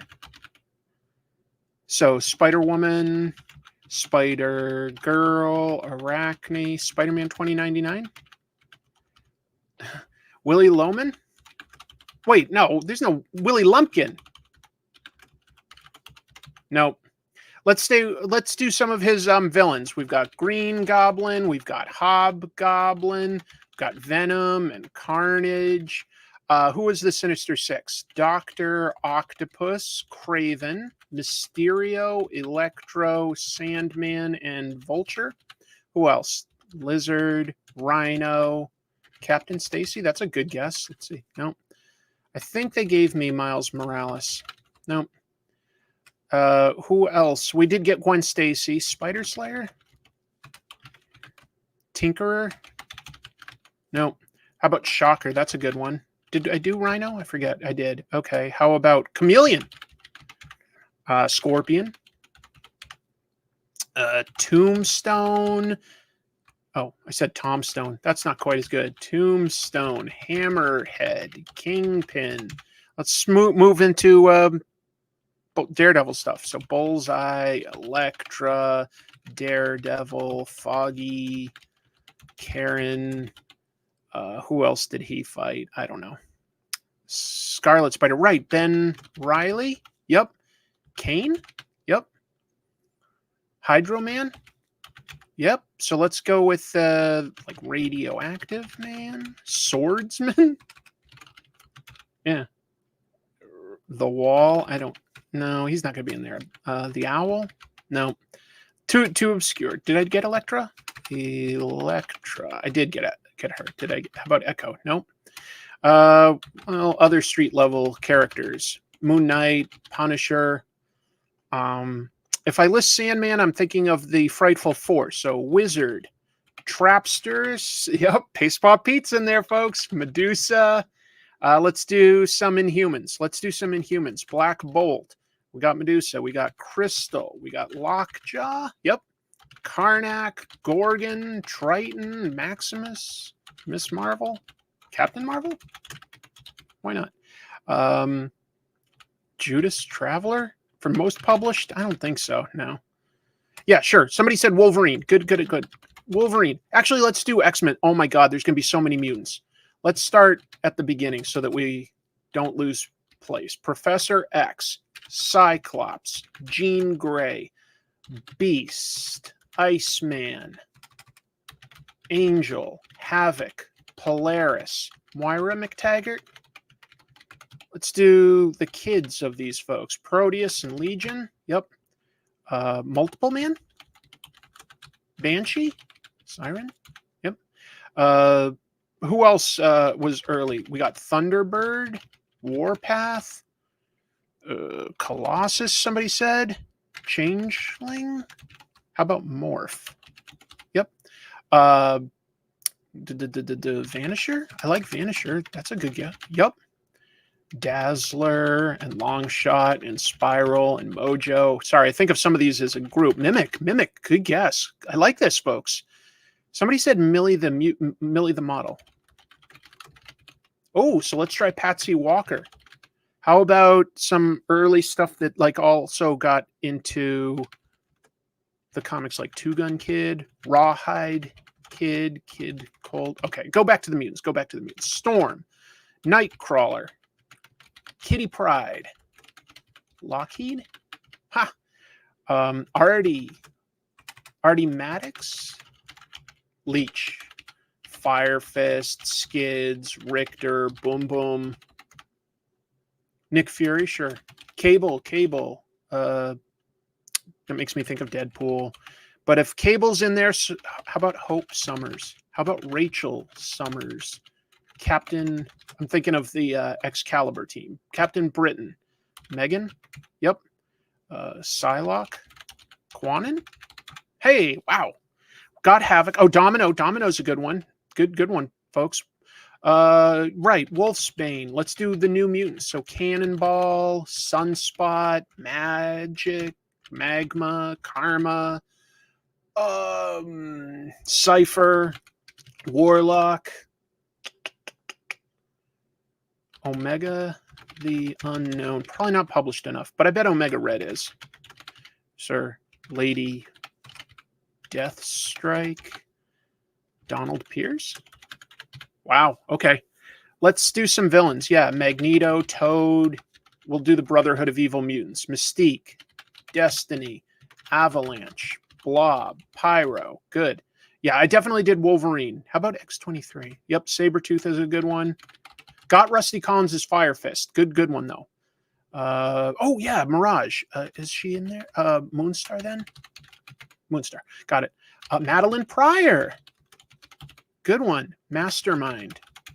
Yep, he's in there. Got Skids. Sauron. Orphan Maker might be too obscure. Let's see. Yeah. Good guess, though. Sunfire. Silver Samurai. Viper. He worked with Mariko Yoshida. Wow. Got Kitty Pryde. Mr. Sinister is a good one. Emma Frost is a good one. How about Cuckoos? Oh, yep. Kid Omega. Did we get Apocalypse? Nope. Then how about Genesis? Oh, if we got Mr. Sinister, who was his team? The Marauders. We got Sabretooth. So there was Harpoon, Arclight, Vertigo. Who else was on that? Scalp Hunter. Was there anybody else in that? Whirlwind. Senator Kelly. Yeah, Robert Kelly. That makes me think of the Human Enemies. Bolivar, Trask, Graydon Creed. William Stryker? Scrambler? No. How about Cameron Hodge? Yep. Fabian Cortez? Yep. D-Man? No. Necra? No. How about Nightshade? No. Henry Gyrich? Val Cooper? All right. Let's think of some more modern mutants. There was like Bishop and Sage. There was Gambit and Rogue. Who else was sort of more modern? Random? Maggot? Marrow? Wow. Dr. Cecilia Reyes? Cecilia Reyes? Yep. Dust? Juggernaut? Oh, Power Pack. Good. Oh, Dupe. Yeah. Dupe was in there. Power Pack. So we've got Light Speed. We've got Zero G, Mass Master, and Energizer. Skin, Husk, Chamber, Jubilee. Were there any other big Generation X people? Bastion. Ooh, good one. Oh, yeah, Alpha. Got Kid Omega, Alpha Flight. So we've got Vindicator, Guardian, just Hudson. Yep. Shaman, Sasquatch, Puck, Snowbird, North Star. Who was his sister? North Star. Aurora? Yep. Namor, Namora, Namorita. That makes me think of the New Warriors. So Speedball, Night Thrasher, Justice, Firestar, Nova, Hercules. That's a good one. Shatterstar, Feral. Is there anybody else on X-Force? Dusk? No. Tiger Shark. That makes me think of Stingray, the Avenger. Penance? No. Caliban. That's a good one. Box? No. Got Night Thrasher. You guys are good. This is fun. Ares? Yep. Warpath. Oh, I think I already got him.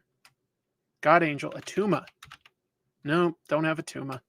Gateway. Gateway's got to be in there. Yep, Gateway. Dorma. Lady Dorma. All right, let's go to some Avengers. We'll come back if we think of some more villains there. But let's go with Avengers. So we'll start with Captain America. Falcon, Winter Soldier, Peggy Carter. Did we put in... Oh, Sharon Carter then? Nick Fury? We got Nick Fury. How about Dum Dum Duggan? Gabe Jones. Quake? No. Maria Hill? Red Skull, U.S. Agent. I'm seeing things put in there by people. Give me a sec. I want to sort of stay with a theme for a minute. Let's think of other Captain America. Crossbones, MODOK. What else? Rick Jones. Rick Jones was Bucky. Howard the Duck, sure. But let me stick with Captain America themed characters. Oh, I'm thinking of S.H.I.E.L.D. with them. Valentina de Fontaine. Diamondback. King Cobra and Mr. Hyde. No, just Cobra. Oh, maybe it was King Cobra. Huh. Yep. Mr. Hyde. Yep. Black Knight. I like that one. That makes me think of Cersei. How about Icarus? No, Cersei's the only one there. I got Red Skull. Batroc. Batroc the Leaper. Batroc was in there. I got U.S. Agent. Nomad? No Nomad. That's interesting. GW Bridge? No. Okay, what other big Avengers? Hulk, right? So Red Hulk, She-Hulk. We got Rick Jones, Betty Ross, Leader, Abomination, Absorbing Man, Titania, Hulkling. So Wiccan, Stature, Patriot, Hawkeye. Makes me think of Mockingbird and Black Widow. Dr. Druid, someone said. Yep. Doc Samson. That's a good one. Yep, that's in there. A-Bomb. Well, we put in Rick Jones, so we're good. The Wrecking Crew. Did somebody say yes? Somebody said Wrecking Crew. Oh, Maestro? No. But Arnim Zola. No. How about Baron von Strucker? How about Baron Zemo? And as long as we're doing Zemo, let's list his Thunderbolts. So Beetle, Songbird, Moonstone, Atlas. Good. I did Absorbing Man. Taskmaster's got to be in there. Oh, I said Taskmaster. Taxmaster. The Taxmaster. This is probably boring to watch, isn't it? Baron Mordo. Mr. Fix-It. No, well, we got Hulk, so he's going to be in there. Red Goblin? Not the most published, I guess. I don't know. Power Man? Maybe it's in his Luke Cage. So, Luke Cage, we got Iron Fist. We've got Jessica Jones. What's the name of their kid, folks? Help me out with Jessica Jones and Luke Cage's kid. Danny Cage? Yep. Thinking of like just street level people. Misty Knight, Colleen Wing. We're doing good, folks. Ancient One. Did we do Doctor Strange? No. So Clea, Wong, Dormammu, Nightmare, Hate Monger. No. I tried X-23. It wasn't in there. Purple Man's not in there. Jay Leno. We did Daredevil. I don't think the Hand is enough, but maybe Mandarin is in there. Finn, Fang, Foom, Iron Man, War Machine, Pepper, Happy. Yep. Malice? No. Oh, Malice was in there. Good one. Thank you. 8-Ball? No. We got Trapster, so he's in there. We did Omega Red. Forgotten One, Gilgamesh. I think that's too obscure. Gilgamesh, yeah. Tarantula. No, we didn't do Guardians of the Galaxy. I think I got, yeah, Star-Lord, Rocket, Drax, Groot, Gamora, Adam Warlock. Who else? Mantis, Moondragon.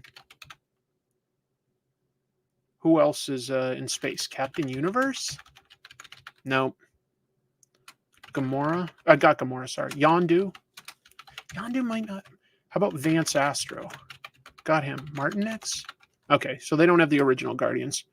It was a good try. Nikki? No, she's not in there. Makari? No. Silver Surfer and Quasar, good ones. And then so Galactus would be in there. So we'll do Fantastic Four stuff. So Annihilus, Doctor Doom, Mole Man. Well, let's do the actual heroes. Human Torch, Thing, Invisible Woman. Who did I not do? Mr. Fantastic? Yeah. They're kids. Valeria Von Doom, Franklin Richards, Alicia Masters. Ego? No, Ego's not in there. Collector? No. Good guess. Grandmaster? No, not in there. We got Malice. Living Tribunal is an interesting one. Well, let's go with Cosmic Entities anyway. Death, Eternity. Yeah. Who else did they have? Did I do Alicia Masters? I did. Oh, her father was a villain. Her Puppet Master. Yep. Dragon Man. Diablo? No. Terrax is a good guess. No, not in there. Blast Star, I like that. No. Oh, well. Got Juggernaut. Fire Lord? No. Okay, I guess we got them. High Evolutionary is a good guess. Okay, nice. Nice. Thanos? You're right, I didn't put Thanos in. Thank you. I did do Karen Page. Sentry? Yep, he's in there. Man Bull is probably too obscure. Kang. Yeah, Kang. Ultron. Big villains. Oh, the Starjammers. That's a good guess. Ronin and Super Skrull will be in there. That makes me think back to X-Men stuff. So Gladiator. Kid Gladiator. Lilandra. Warbird. Deathbird. Who else would be? Hyperion is good. But the Starjammers. So Corsair. Chod. Hepzibah. Raza. Good guesses. Immortus? Immortus might be too obscure. Yep. Omega Sentinel? Dr. Nemesis? Those are good. Got, let's see, Odin, Loki, so Thor, Thunderstrike, Valkyrie. Who else? Sif, Balder, Volstagg, Fandral, Hogan, Hela. Got Adam Warlock, got Sif, got Nova. Beta Ray Bill probably got covered under Thor. Okay. Got Lockheed. Human Fly? I don't think he's... Okay. Static Shock. How dare you. Executioner. Oh, interesting. How about Enchantress? Let's see. We got Zemo. We got Enchantress. Wasn't there... We got Black Knight. Wasn't there anybody else on the original Masters of Evil? Let's see. I know there was Darkstar eventually. Oh, the Wrecking Crew. So Wrecker, Thunderball, Pile Driver, Bulldozer. Who else? My connection keeps desyncing. Not fun. I'm sorry. I got Absorbing Man, got Gladiator, got Drax, Icarus we tried, Godzilla, Dracula? Yep. So that makes me think Blade, Werewolf by Night. Good, good. Got Multiple Man, Fixer. Yep, Fixer was in there. Good one. Mr. Immortal. No. So they're not going to have them, but maybe Squirrel Girl? Yep, Great Lakes Adventures. Grey Gargoyle. Grey Gargoyle probably is in there. That makes me think of the Defenders. So Nighthawk. Oh, Star Fox was an Avenger. Yellow Jacket? No, but how about Ant-Man and Wasp? Yep. Egghead? No. Jane Foster is a good guess. Let's see. No. Morbius. Morbius is in there, yes. We got all of Alpha Flight. We got Whirlwind. Mangog? Good guess, but no. The Young Avengers we got in there already. Maker. No. Doctor Strange we got. Beyonder? No. How about Goliath? Or Giant Man?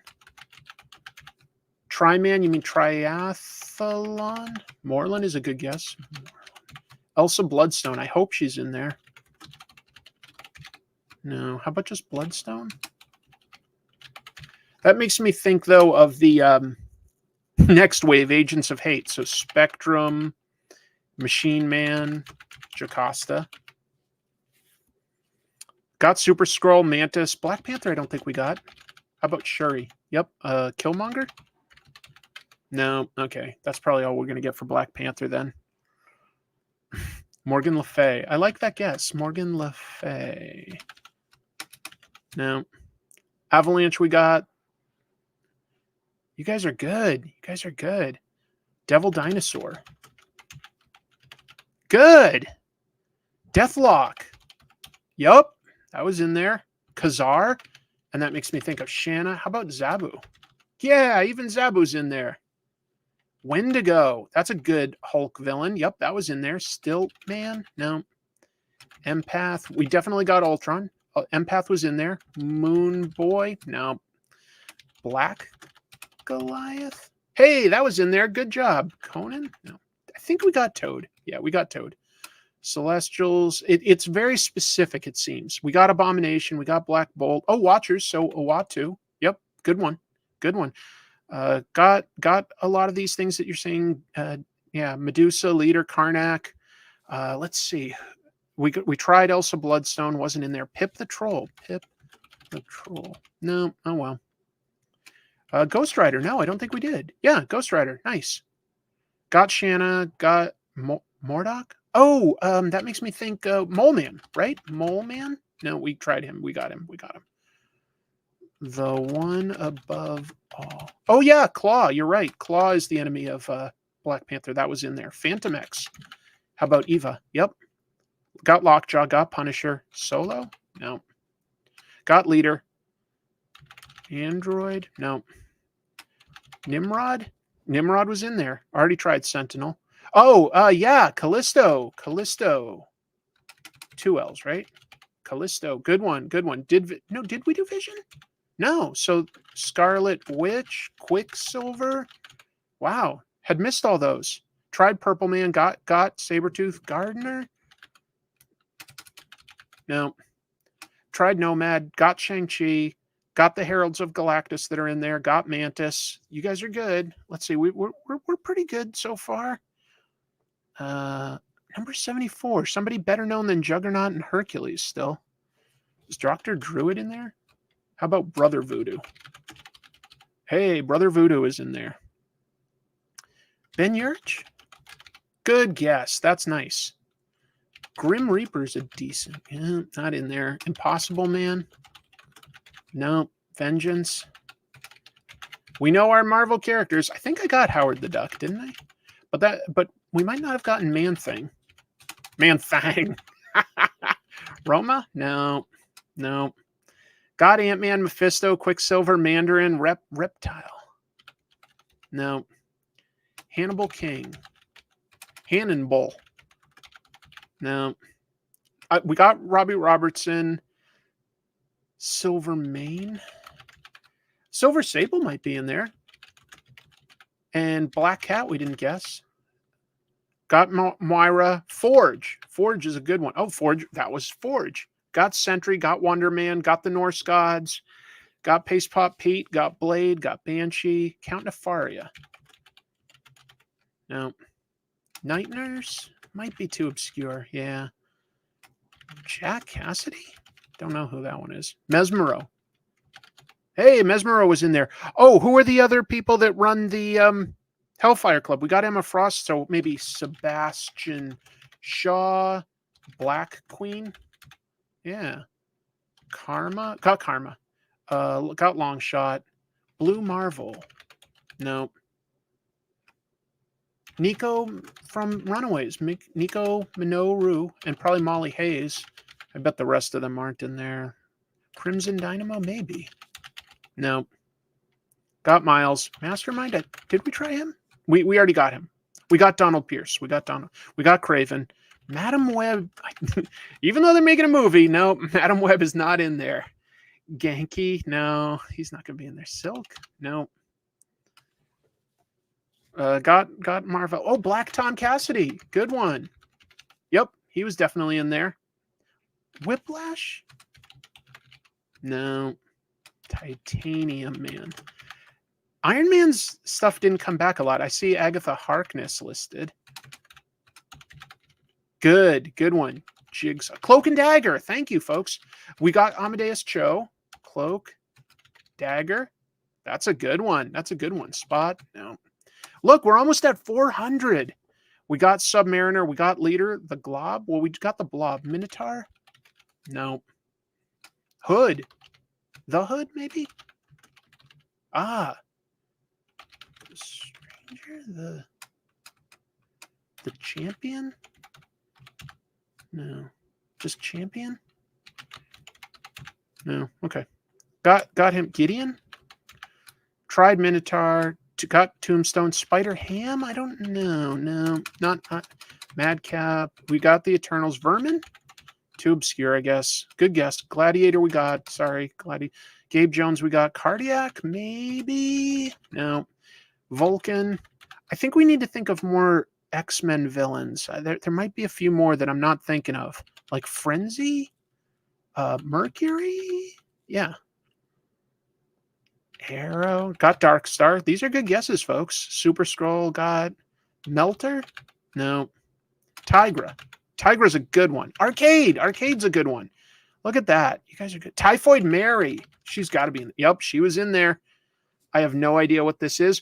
We're just doing a quiz. We're trying to list 500 most published Marvel characters here. Sorry, I'll pull it up so that people can see what the name of the quiz is. Shadow King, I bet, is in there. That's a good guess. Shroud. I think we tried that. We got Balder. We got Apocalypse. We got Rogue. Strife. Nice. Good call. Got Kingpin and Domino. Got Bucky. You guys have good guesses. Got Senator Kelly. Got Stick, I don't think is in there. Yeah. Got Hobgoblin. Tried Blastard. Got Jocasta. Spider-Boy isn't going to be in there because it's not purely Marvel. Freya? No, she's not in there. Beyonder. I think we tried. Jack-O-Lantern. Nate Gray. Yeah. X-Man? Oh, okay. What about Dark Beast. And Holocaust. Sorry, I'm thinking of the Age of Apocalypse. We got Millie the model, actually. Titania, we got Stanley? No. Puma. Danger. Danger's a good guess. Oh, yeah, Boomerang should probably be in there. Yep, it was. Got Carnage, I think. Yep, we did. Stan wasn't in there. I like this, though. Look, we're at 412. That's pretty damn good. We got Proteus. We got Dazzler. Onslaught. Yeah, Onslaught was in there. We got Havoc. Micro. No. Blackheart? Oh, good guess. Got Agatha Harkness. Got Beetle. Got Archangel. Tried 3D Man. Hellcat, I think we tried. Yep, we did. Got Sauron. Got Boom Boom. You guys are so good. Icarus, we tried. We did get Star Fox. We got Phoenix. Pizza Dog. We tried Tarantula. Microchip. No. Druid. No. Rom. Power Princess. Oh, we got Hyperion, right? Yeah. Sin Eater. Nemesis. We got Dr. Nemesis. Ancient One. We must have got that. We must have got that. Yeah. Nighthawk. Yeah, we did get that. We did get that. Cassandra Nova. It's not in there. Darn. Barracuda. No. Fin Fang Foam, we got Tarantula. We tried Wizard. No. There any other? Oh, Toro, maybe? Yep, Toro was in there. We got High Evolutionary. We got Radioactive Man. No other symbiotes. We got Uatu. Son of Satan. No. We got Phantom X. We got Sentry. We got Mordo. We got White Tiger. Weird. White Tiger should be in there, I bet. We got...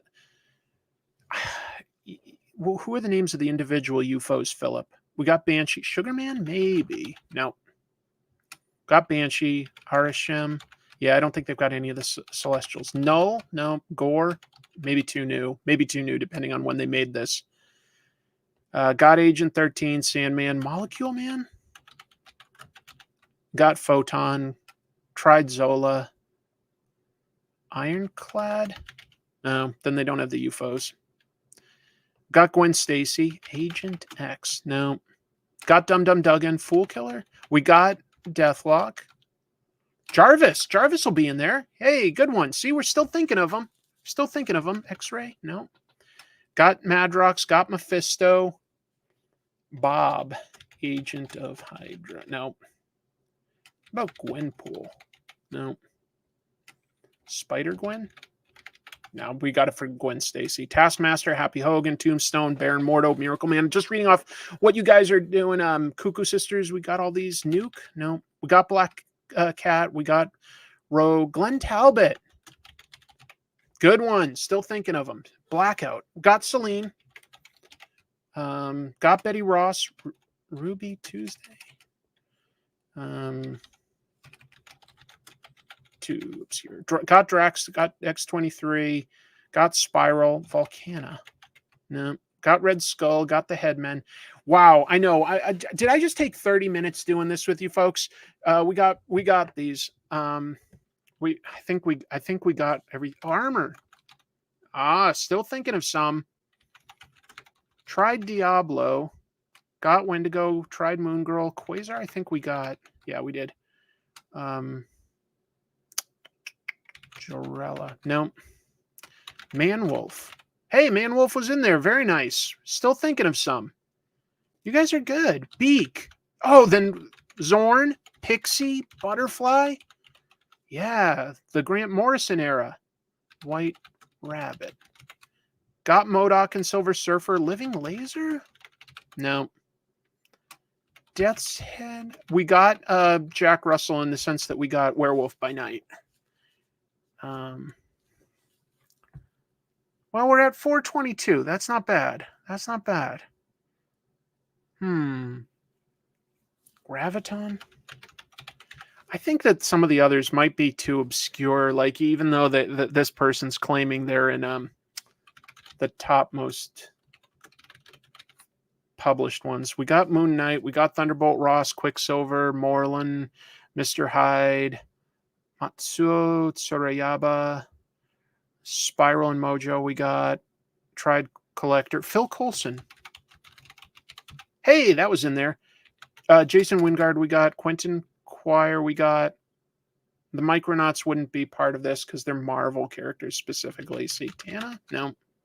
Got Silver Samurai. Natalie Portman, if only. Strong guy. Strong guy. Oh, then how about Lila Cheney? There are still some that were, I think, did we try Heimdall? We didn't get Heimdall. We got Chod. Strike Force more. Frogman. Leapfrog. Got Dracula and Shang-Chi. Tried Jane Foster. Got Havoc. Got Uatu. You guys are doing good guesses, though. I think that the Boom Boom, Polaris, Wolfsbane, Loki, Frankenstein. No. Living Mummy. No. We got the Generation X crew. Surtur? Let's call it here because this has been going a while. Let's see what we didn't get, right? I don't want to give up. Oh, the Serpent Society. Yeah, was there anybody? We got Diamondback and we got King Cobra. Was there anybody else prominent on the Serpent Society? No. We got Ultron and Punisher, Blade, Eel? No. It's going to be more obscure than that. I think that we're going to have mostly X-Men villains and supporting cast members of this stuff that we didn't try yet. Jennifer. We got Mockingbird. We got Johnny Blaze, Mole Man, Moondragon, Dormammu, Quasar. We got all of these. Constrictor? Good guess. That was in there still. Got Captain Britain, Ego, Bucky, Rocket Racer. I guess I could try, but I feel like that's nah. Scourge, no. America Chavez? This might not be that recent. No, we got Paladin. Good. Paladin is a good guess. I think we need to think a little older. It looks like they don't have things right up to the last few years, if I had to guess. Oh, You Go Girl? No. How about Marvel Boy? Eye Boy? Gold Balls? No. Egg? No. Slapstick. Miss America? That's an interesting guess. No. Got Bulldozer. Got Devil Dinosaur. Got Groot. Purple Man. These are good guesses. Belladonna? I don't think she's been in enough. No. Tried Owl. Tried Jane Foster. Let's see. Hydro Man we got. We got Dupe. We got Annihilus. Binary? I think we got her with Carol Danvers. So, yeah. Egghead. No. Drax, Nightmare, Eon, Supreme Intelligence. That's a good guess. Yep. Supreme Intelligence is in there. Got Kid Colt. Dr. Spectrum, I don't think is going to be in there. No. Jessica Jones, I'm pretty sure we did get. Let me just double check. Yeah, we definitely got her. We got Scarlet Spider because we got Ben Reilly. Clea, Dragon Man, Death. We got these. We got all those. Darwin? That's a good guess. Yep, Darwin was in there. Donald Blake is not going to be in there as a separate character. Yeah. Shadow King we got. Baron von Strucker we got all these. Yep. I'm reading everything you guys are typing just in case. Wonder Baby. Chrissy, how dare you make up a fake character? We got Gladiator. Happiness Man. No. Night Thrasher we got. What are the Kree characters? Yeah, I don't think they're going to be in there. Jan Rock, yeah. Potato Lady, Master Mold. Yeah, we got all these. Sync is probably in there. Yup, good guess. Sync is in there. See, there's still a few X-Men and mutants that we don't have that are in here and there. Mickey Mouse, how dare you guys? I'm just scrolling through, but we got 433 out of 500. I feel like we should feel pretty darn good about that. Dinner's Ready Man. The Hood we got. Mojo we got. Wood God is definitely too obscure. Trevor Fitzroy might be in there. No. It was a good guess, though. Blink, of course, Blink. And then Bling? Rock Slide? Yeah, there's still some X-Men. Scott Lang, we got. Scrambler. No, we got a bunch of the Marauders. Eric the Red. No. Damon Hellstrom. That was in there. Damon Hellstrom was in there. Thank you. I mean, dinner is ready, man. Oh, okay. Then we might as well wrap this up, folks. Sounds like dinner's ready. So let's see. 437 out of 500 with your help. With your help. Here's the ones in red that we didn't get. Gentle. That's pretty obscure. Pete Wisdom. Okay. I was guessing a bunch of characters from Excalibur. No Girl. Oh, Trish Tilby and Dr. Kavita Rowe. Yeah, I could understand them being in there. Match, Trance, Brew, Loa. Oh, for some reason I thought we got Zemo. Oh, well. Oh, we didn't get Wonder Man. How did I not type that in? Tempest, Anal, Red Wing. I mean, okay. Glory Grant I should have gotten. I don't know who Ernst is. Who's Ernst?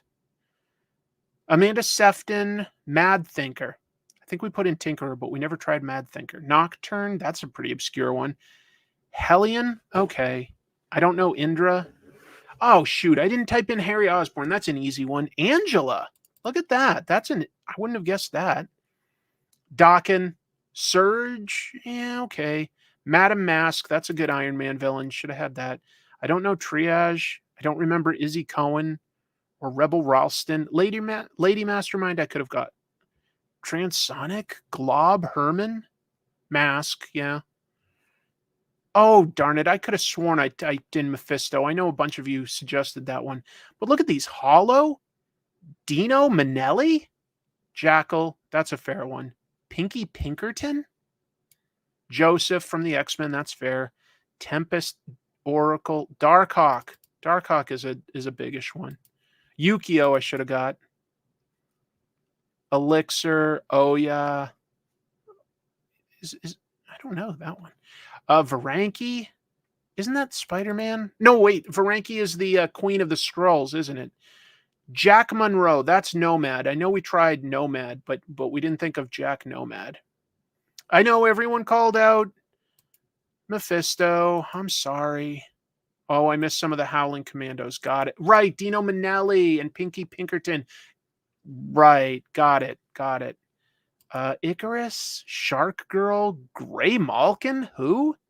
Maverick. Okay. Madison Jeffries, Prodigy, Abigail Brand. She's sort of known. Amelia Vaught, Carmela Annuscioni, Exodus. Okay. Primal, Blindfold, Manta, Smasher, and Victoria Hand. Jeez. I know. A bunch of you said Mephisto. I missed some Howling Commandos. There's a few in there that I think we could have gotten, but there's a few that are... That's a weird quiz.